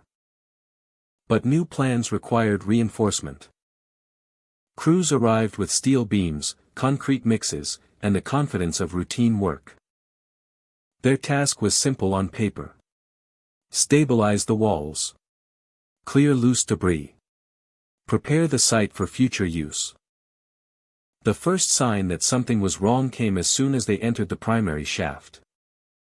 Dust hung in the air, not drifting as dust usually does, but pulsing. They swelled forward and then pulled away, expanding and contracting with steady rhythm. Workers paused, listening for machinery that might explain the movement. There was none. The silence beneath the earth was complete, yet the mine still seemed to breathe. The walls behaved the same way. The wooden beams bracing the passage shifted subtly, bowing inward as if the tunnels were inhaling, then straightening again as though the earth exhaled. The deeper the workers traveled, the more intense the breathing became. Helmets rattled. The dust rose and fell like a chest trying to pull in air. Some workers swore the temperature changed with each breath. The sensation unsettled everyone, but the job continued. Contracts were signed. Deadlines existed. The work could not stop. The mine felt alive. Voices were the next development. At first they sounded like distant echoes, impossible to understand and easy to dismiss. But day by day, the sounds grew clearer. They came from tunnels that should have been sealed, corridors blocked off by caution tape, piles of rubble, or steel bars welded to prevent access. The voices were never shouts. They were conversational tones, as if people stood just around a bend in the passage. Sometimes they sounded like instructions. Sometimes like responses. When workers called out, the voices stopped. The silence afterward was absolute, as if the mine had been caught listening. Tools began to disappear. Not large equipment, but smaller items. Wrenches, bolts, flashlights. A worker would set something down and turn away for a moment, only to turn back and find it gone. Occasionally the missing objects were discovered later, placed neatly in lines along the floor of deeper tunnels. Other times they were embedded in the dust as if dropped from above. Nothing ever appeared broken. Only moved. Only rearranged. Footsteps became a constant presence. They followed crews through the passages, matching their pace. No one ever saw who made them. The sound always came from behind, never from ahead, and never from the side.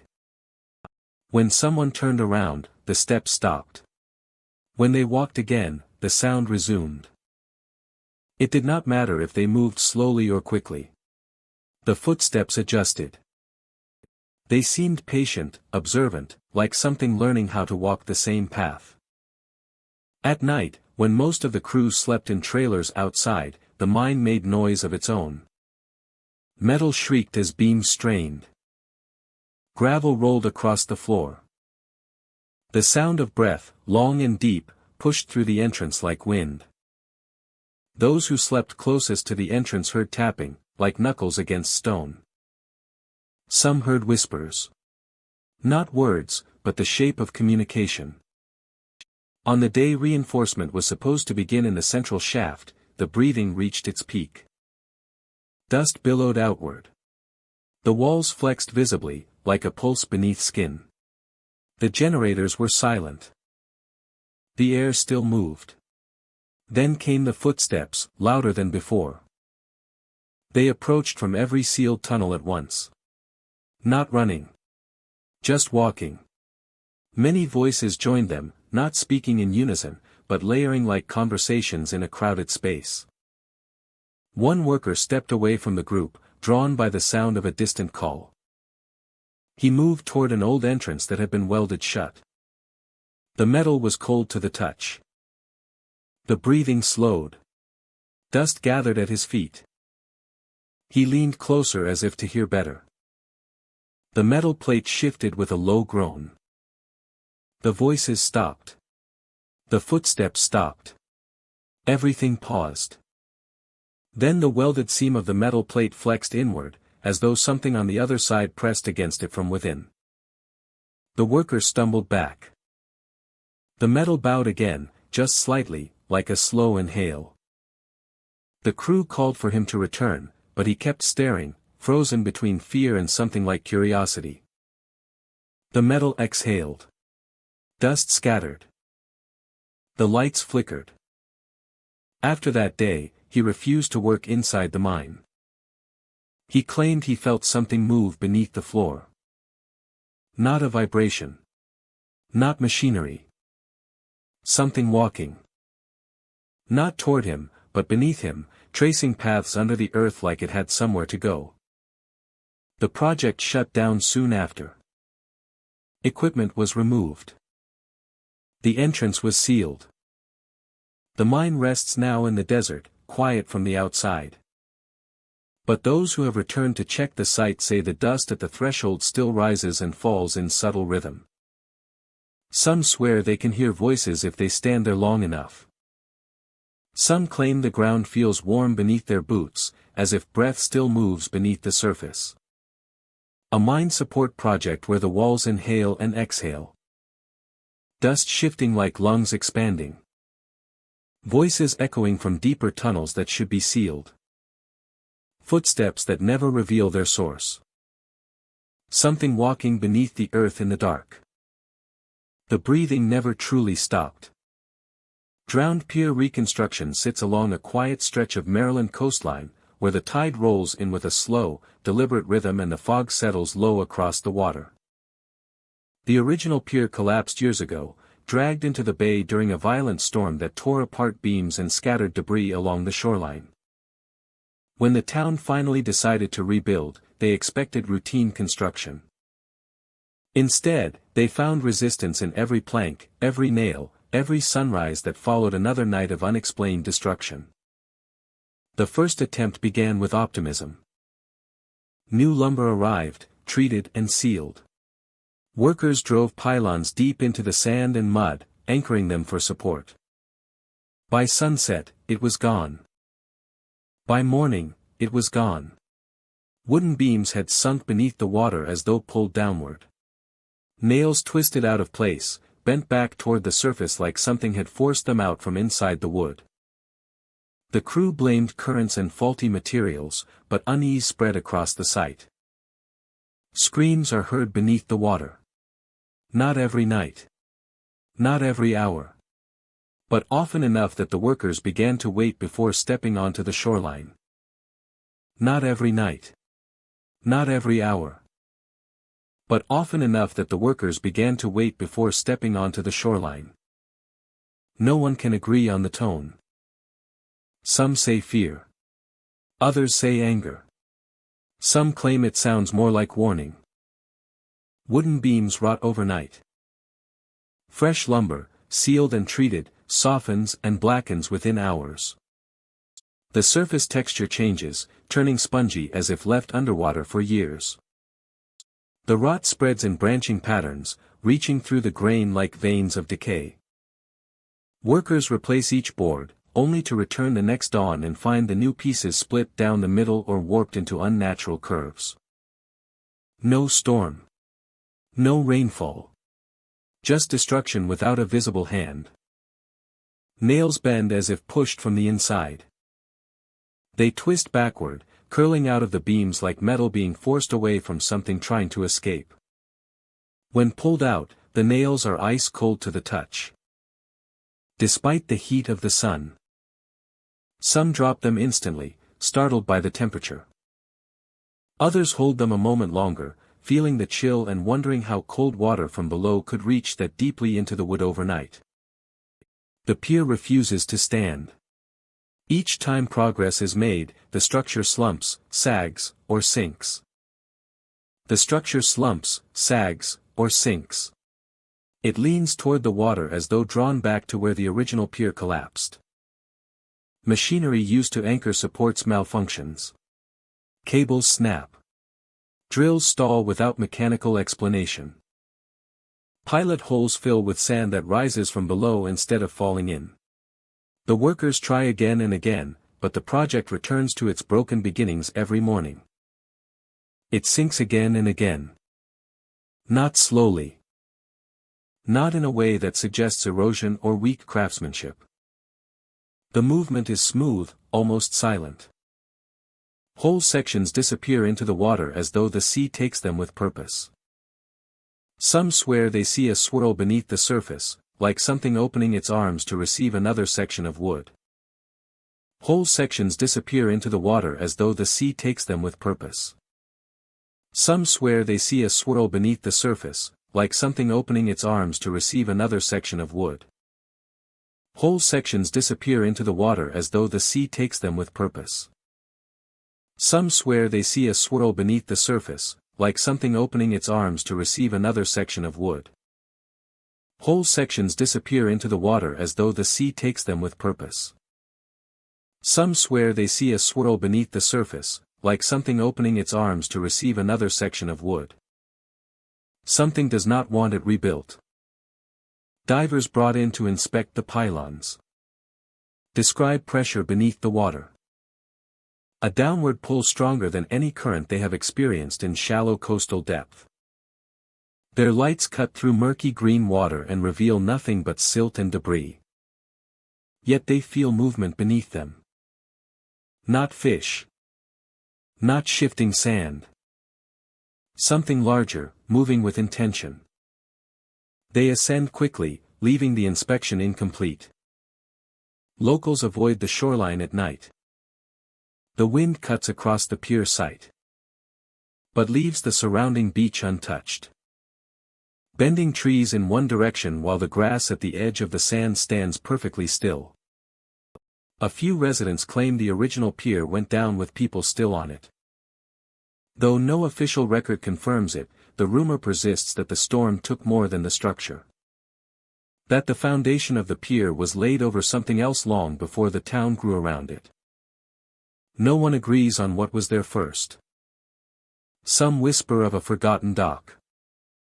Others of an older settlement. None can say who once stood on the shoreline, watching the waves before the first boards were ever nailed down. Tools go missing. Not misplaced, but gone. Hammers left on beams are found in the surf.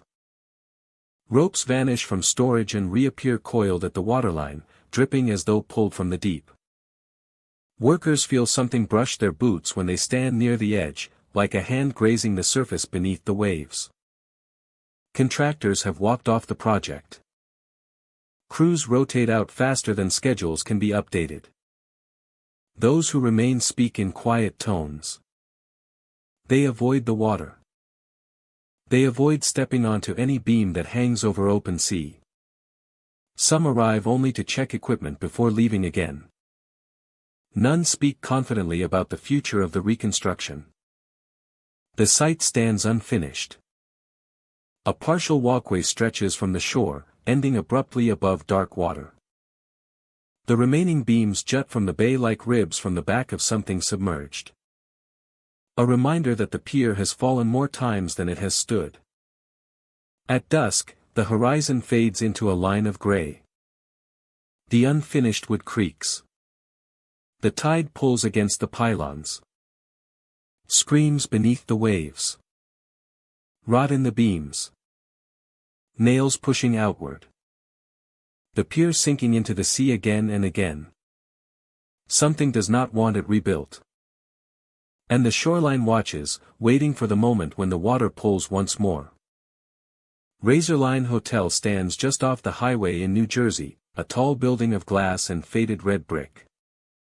It was built with ambition, meant to become a destination for travelers, conferences, and weekend stays. The lobby filled with luggage carts and the restaurant echoed with conversation. But the hotel's reputation changed after the incident. The elevator shaft accident became the story everyone remembered, the moment the building stopped feeling like an ordinary place and started feeling like something else. During construction, several workers were installing components of the main elevator system. Something failed. The specifics remain unclear. Reports contradict one another, and no two accounts match. Some say the support cables snapped. Others claim the scaffolding inside the shaft buckled. Whatever happened, multiple workers fell. Some did not survive. The hotel opened anyway, and the floor where the accident occurred was quietly sealed off. Guests who stay at Razorline Hotel do not need to know the history to feel that something is strange. The elevator shaft hums with static, a sound that is never fully silent, like a radio stuck between stations. Technicians have checked. It is not faulty wiring. Engineers have confirmed. Yet the sound persists, almost like the echo of a voice trapped in metal. People hear footsteps inside the shaft. Not the rhythmic pace of someone descending a staircase. These footsteps run upward, climbing fast, scraping against the walls. Maintenance crews who attempted to trace the sound described it as traveling alongside the elevator car, keeping pace like something sprinting up the interior. When the car stops, the footsteps stop. When it rises again, the running resumes. Some guests hear scratching behind the metal doors on their floor. Others hear tapping, like knuckles rapping softly from the other side. The hotel's staff avoids acknowledging these reports. They simply recommend the stairs to anyone who seems nervous. There are moments when the elevator arrives on its own. The doors slide open without being called. The interior lights flicker. No one stands inside. But the floor is wet, as though someone just stepped out. Water pools along the metal groove at the base of the doorway and trails outward in thin lines. It is cold to the touch, like rainwater on pavement. Some describe the scent of concrete and dust lingering in the air, as though the elevator carried something from the unfinished parts of the building. The sealed floor is still off limits. A small metal panel blocks the elevator buttons from accessing it. If anyone asks, the staff calls it unusable. Under renovation. Closed for maintenance. But the corridor outside the sealed level sometimes lights up on the floor indicator when the elevator is moving. The car pauses there for a few seconds, then continues to another floor. No one knows what triggers it. The call logs show no request from that level. Guests who ride alone late at night tell the most detailed stories. They say the elevator slows unexpectedly between floors, hovering as though unsure where to stop. The hum grows louder until it sounds like static breaking into patterns. If someone keeps their eyes forward, nothing happens. But if they turn to look at the back wall, the reflective surface seems to shift. The outline of the shaft behind them distorts, as though something is climbing just beyond sight. No incident has repeated the scale of the original accident.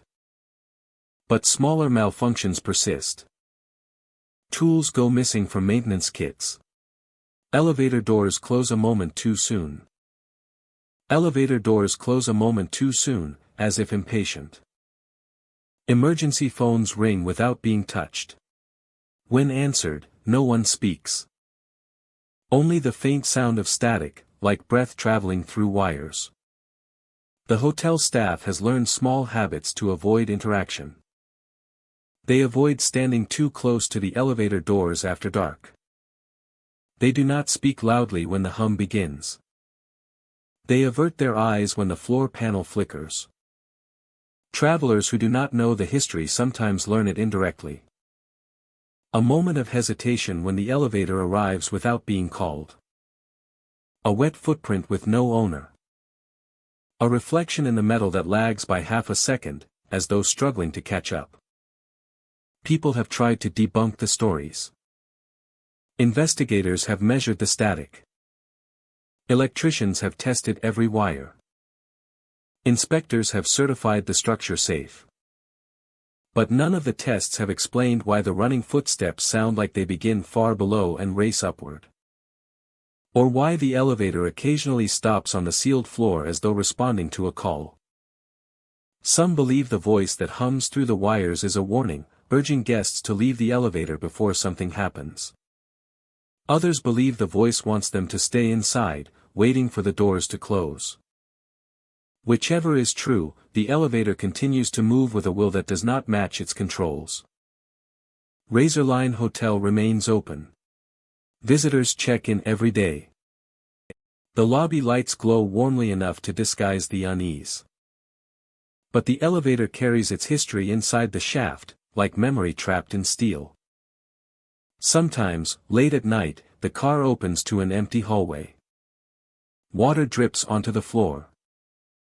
The static grows louder. And the footsteps begin to climb the walls once more, chasing something that never reached the top. No one knows if the voice is trying to save someone. Or if it is waiting for them. Pale Field Solar Farm stretches across the Arizona desert like a sheet of fractured mirrors, hundreds of panels angled toward the sky. From a distance, the installation looks calm and orderly, rows of glass shimmering in the heat. But up close, the reflections behave differently. They ripple without wind. They shift without motion. And sometimes, the glass shows figures that are not there. The project was built on land once considered unusable. The soil was pale, dry, almost bleached, with no vegetation except for thorn shrubs and brittle grass that never seemed to grow taller. No insects. No birds. Just quiet. But the land was isolated, flat, and exposed to the sun for most of the year. Perfect, on paper, for a solar field. The strangeness began during installation. Workers unloading the panels noticed their reflections lingered after they moved. A shape would remain in the glass for a heartbeat too long, like a memory the surface refused to release. Crew members joked at first, but the joke stopped when the reflections changed. They no longer matched the workers standing in front of them. The glass showed clothing no one wore, faces no one recognized, and figures standing at angles that did not align with the viewer. As the farm neared completion, reports increased. A technician performing maintenance saw a face staring at him from the panel's surface, pale and expressionless, eyes fixed on his own.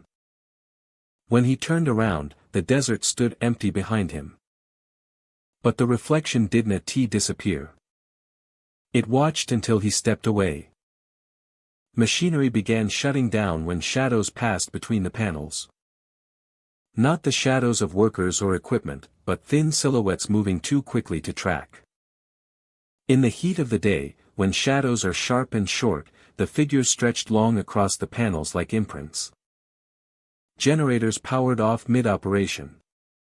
Electrical readings spiked downward as if something had pulled energy straight from the grid. Engineers blamed malfunctioning sensors. Technicians blamed heat distortion. But the shutdowns always happened at the same time. When the silhouettes appeared. When the reflections changed. When the glass mirrored faces and figures that were not part of the living world. On windless afternoons, the panels seemed to vibrate. Not enough to make noise, but enough to be felt, a hum through the metal supports like a quiet signal. Workers standing among the rows described the sensation of being surrounded. Not by people, but by attention. The feeling of being watched from the surface of the glass rather than from the desert around them. Some believe the land was never meant to be open to the sun. Before the installation, the ground was marked by strange discolorations, like rings pressed into the soil. The formations resembled foundations, but no remnants of structures were found beneath. Just exposed ground shaped like something once stood there.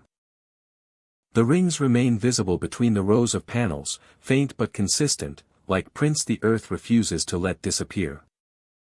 The strangest reports come from those who worked the night shift. Solar farms should rest at night, panels dark and still. But workers speak of wandering lights that drift across the field. Not flashlights. Not vehicle beams. Small points of brightness that glide between the panels like stars that have fallen to earth. When approached, the lights slide away, disappearing into the glass as if absorbed. Under those lights, the reflections change again. The faces become clearer. Some appear to be standing close, as if pressing against the surface from the other side. Others appear far away, as though staring up from deep beneath the panels. A few seem to open their mouths, not speaking, but moving in patterns like muffled attempts at sound. Technicians have reported feeling a pull beneath their feet, as if the ground shifts slightly inward. The soil here is different, lighter than surrounding land, almost powdery. Survey equipment detects disturbances underground, but nothing solid. Just pockets of space. Voids with no explanation. One worker described hearing something beneath the surface. Not movement. Not machinery. A sound like breathing. Slow and measured, as if the earth itself inhaled heat and exhaled cold. The sound faded when others arrived. It returned when he stood alone. Maintenance logs now include unusual notes.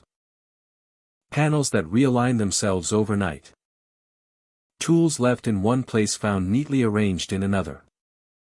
Footprints in the soil where no worker had been assigned. The shape of the prints shifts, sometimes boot-like, sometimes barefoot, sometimes too long or narrow to belong to any person. Supervisors insist everything is under control. The farm supplies power, the system functions, and the grid remains stable. On paper, the project is successful. But those who work closest to the panels avoid looking into the reflections for too long.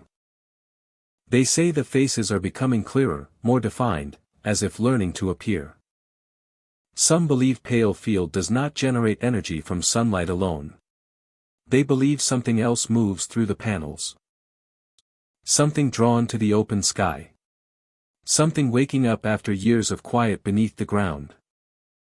When the sun is at its highest point, the reflections multiply. Figures appear in groups, lining the panels from end to end, like an audience waiting for recognition. When clouds pass overhead, the reflections vanish. The moment the sun returns, the panels shimmer again. Figures gather. Faces watch. Machinery stalls. Shadows wander. And pale field feels less like a solar farm and more like a threshold. A place the land never wanted exposed. A place that reflects what should not be seen. The unfinished cathedral stands in a secluded corner of Vermont, its stone arches rising toward the sky like skeletal hands. Construction halted years ago, leaving half-built towers and scaffolding that clings to the walls like abandoned ribs. The structure feels frozen in time, trapped between creation and abandonment, as if the workers walked away mid-strike and never returned. Even unfinished, it has a presence that draws the eye and tightens the throat.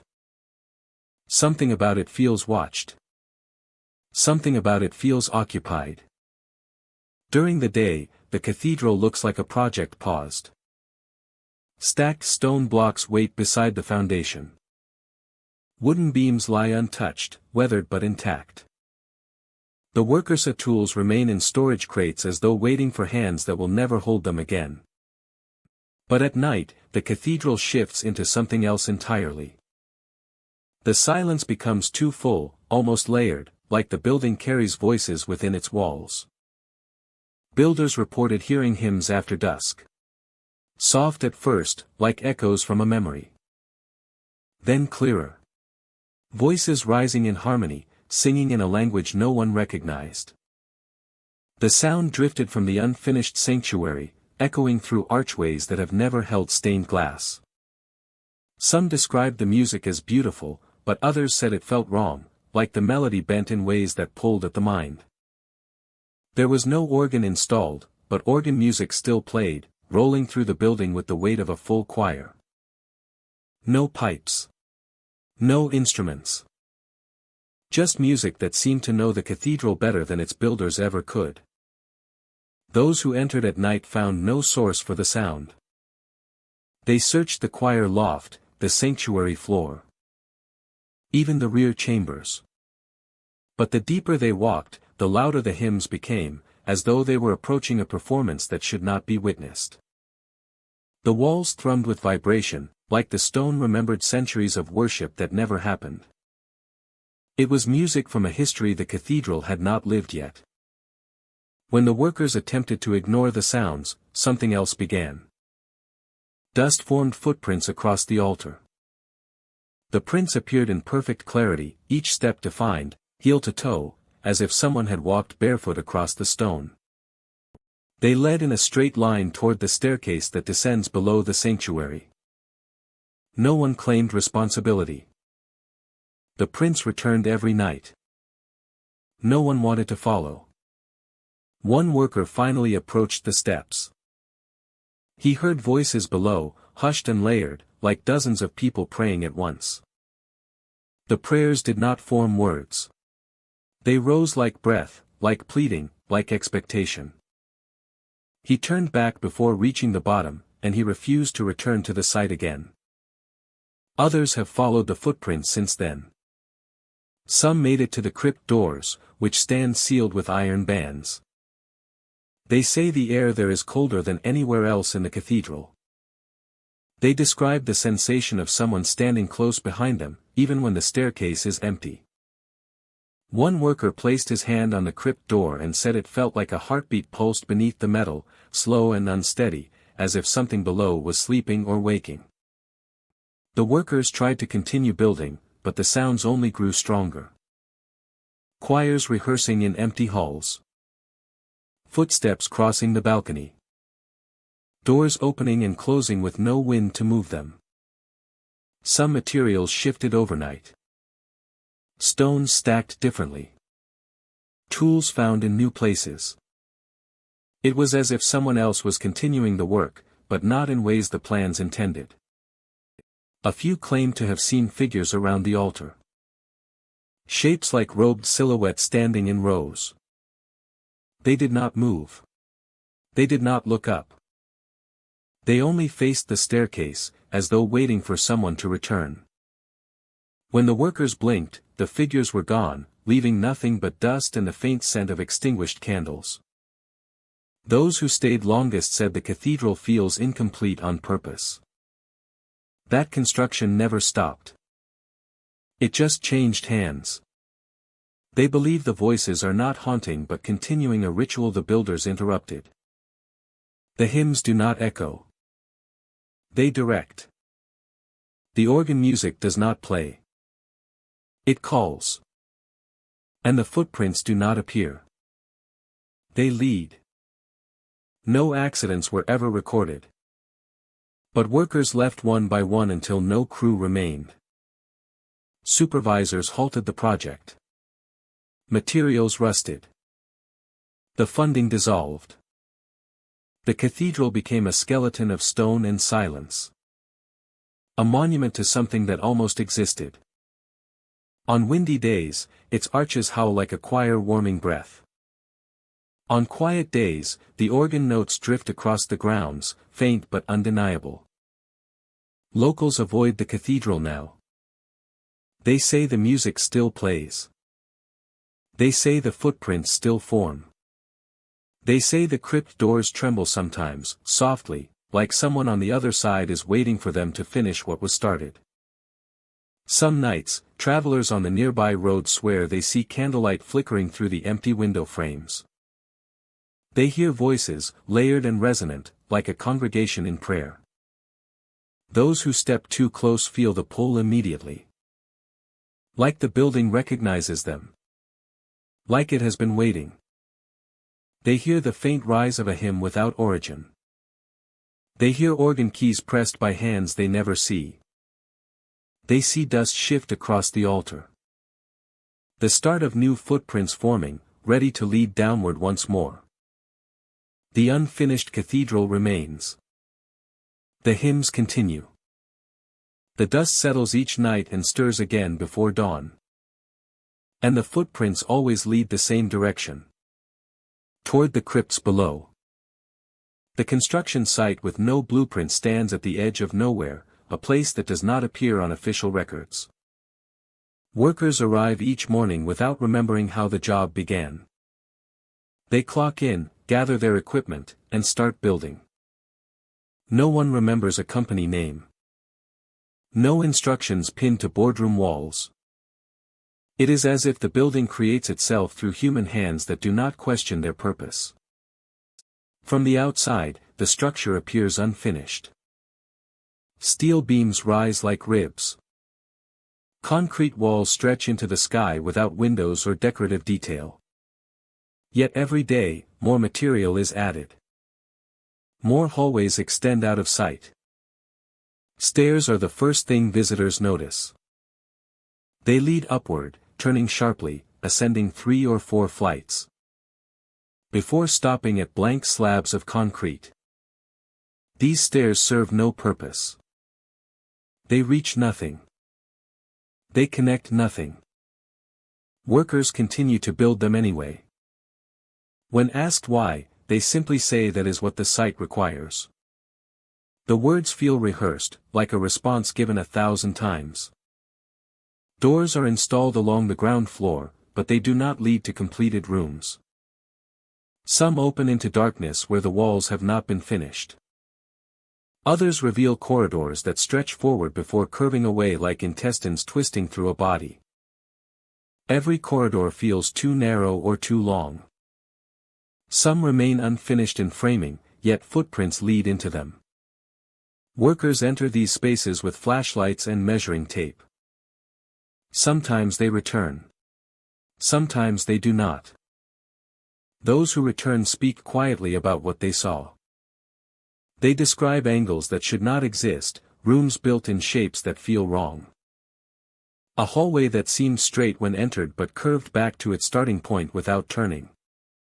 A staircase that descended further than the building should allow, continuing deeper than the foundation itself. They claim the structure is larger on the inside than the exterior suggests, as though the geometry bends around invisible corners. Tools move on their own. A drill left on a ledge ends up 30 feet away. Marked lumber appears in areas no crew claims to have worked on. Bags of concrete mix are found slit open, the powder poured into patterns on the floor like trails leading into unfinished rooms. No one sees these things happen. They are only discovered after the fact, evidence of activity with no workers to perform it. The question of who ordered the construction remains unanswered. Payment arrives in envelopes with no return address. Supplies are delivered by trucks without logos. Drivers say they are simply following instructions, but none can name the source. Electronic records vanish after updates. Emails requesting missing paperwork bounce back. When supervisors call regional offices for clarification, they are told no such project is listed. Yet the funding continues. The workers continue. The building continues. Some believe the structure is assembling itself for a purpose. That every beam and hallway is accounted for by something unseen. Workers report dreams of corridors before they are built, their minds walking through rooms that do not exist yet. In those dreams, they recognize the layout as though it was a memory instead of imagination. Then, days later on site, they find those same corridors being framed in wood and steel. An uneasiness spreads through the crews over time. They begin to fear the areas that feel too quiet. Where the hum of generators seems muted even with machines running at full power. They avoid the doorways that exhale cold air. Where draft chills the spine even in summer heat. They do not look too long at the corners. Where the lights flicker. As if the building inhales before they approach. One afternoon, an inspection team arrived to assess the unfinished levels. They entered the central staircase, walking upward with clipboards and notes. Radio contact faded almost immediately. Their voices crackled through the static like echoes bouncing through a cavern. Then silence. The workers at the base of the stairs listened, waiting for footsteps to return. They never did. The inspection team did not come back down.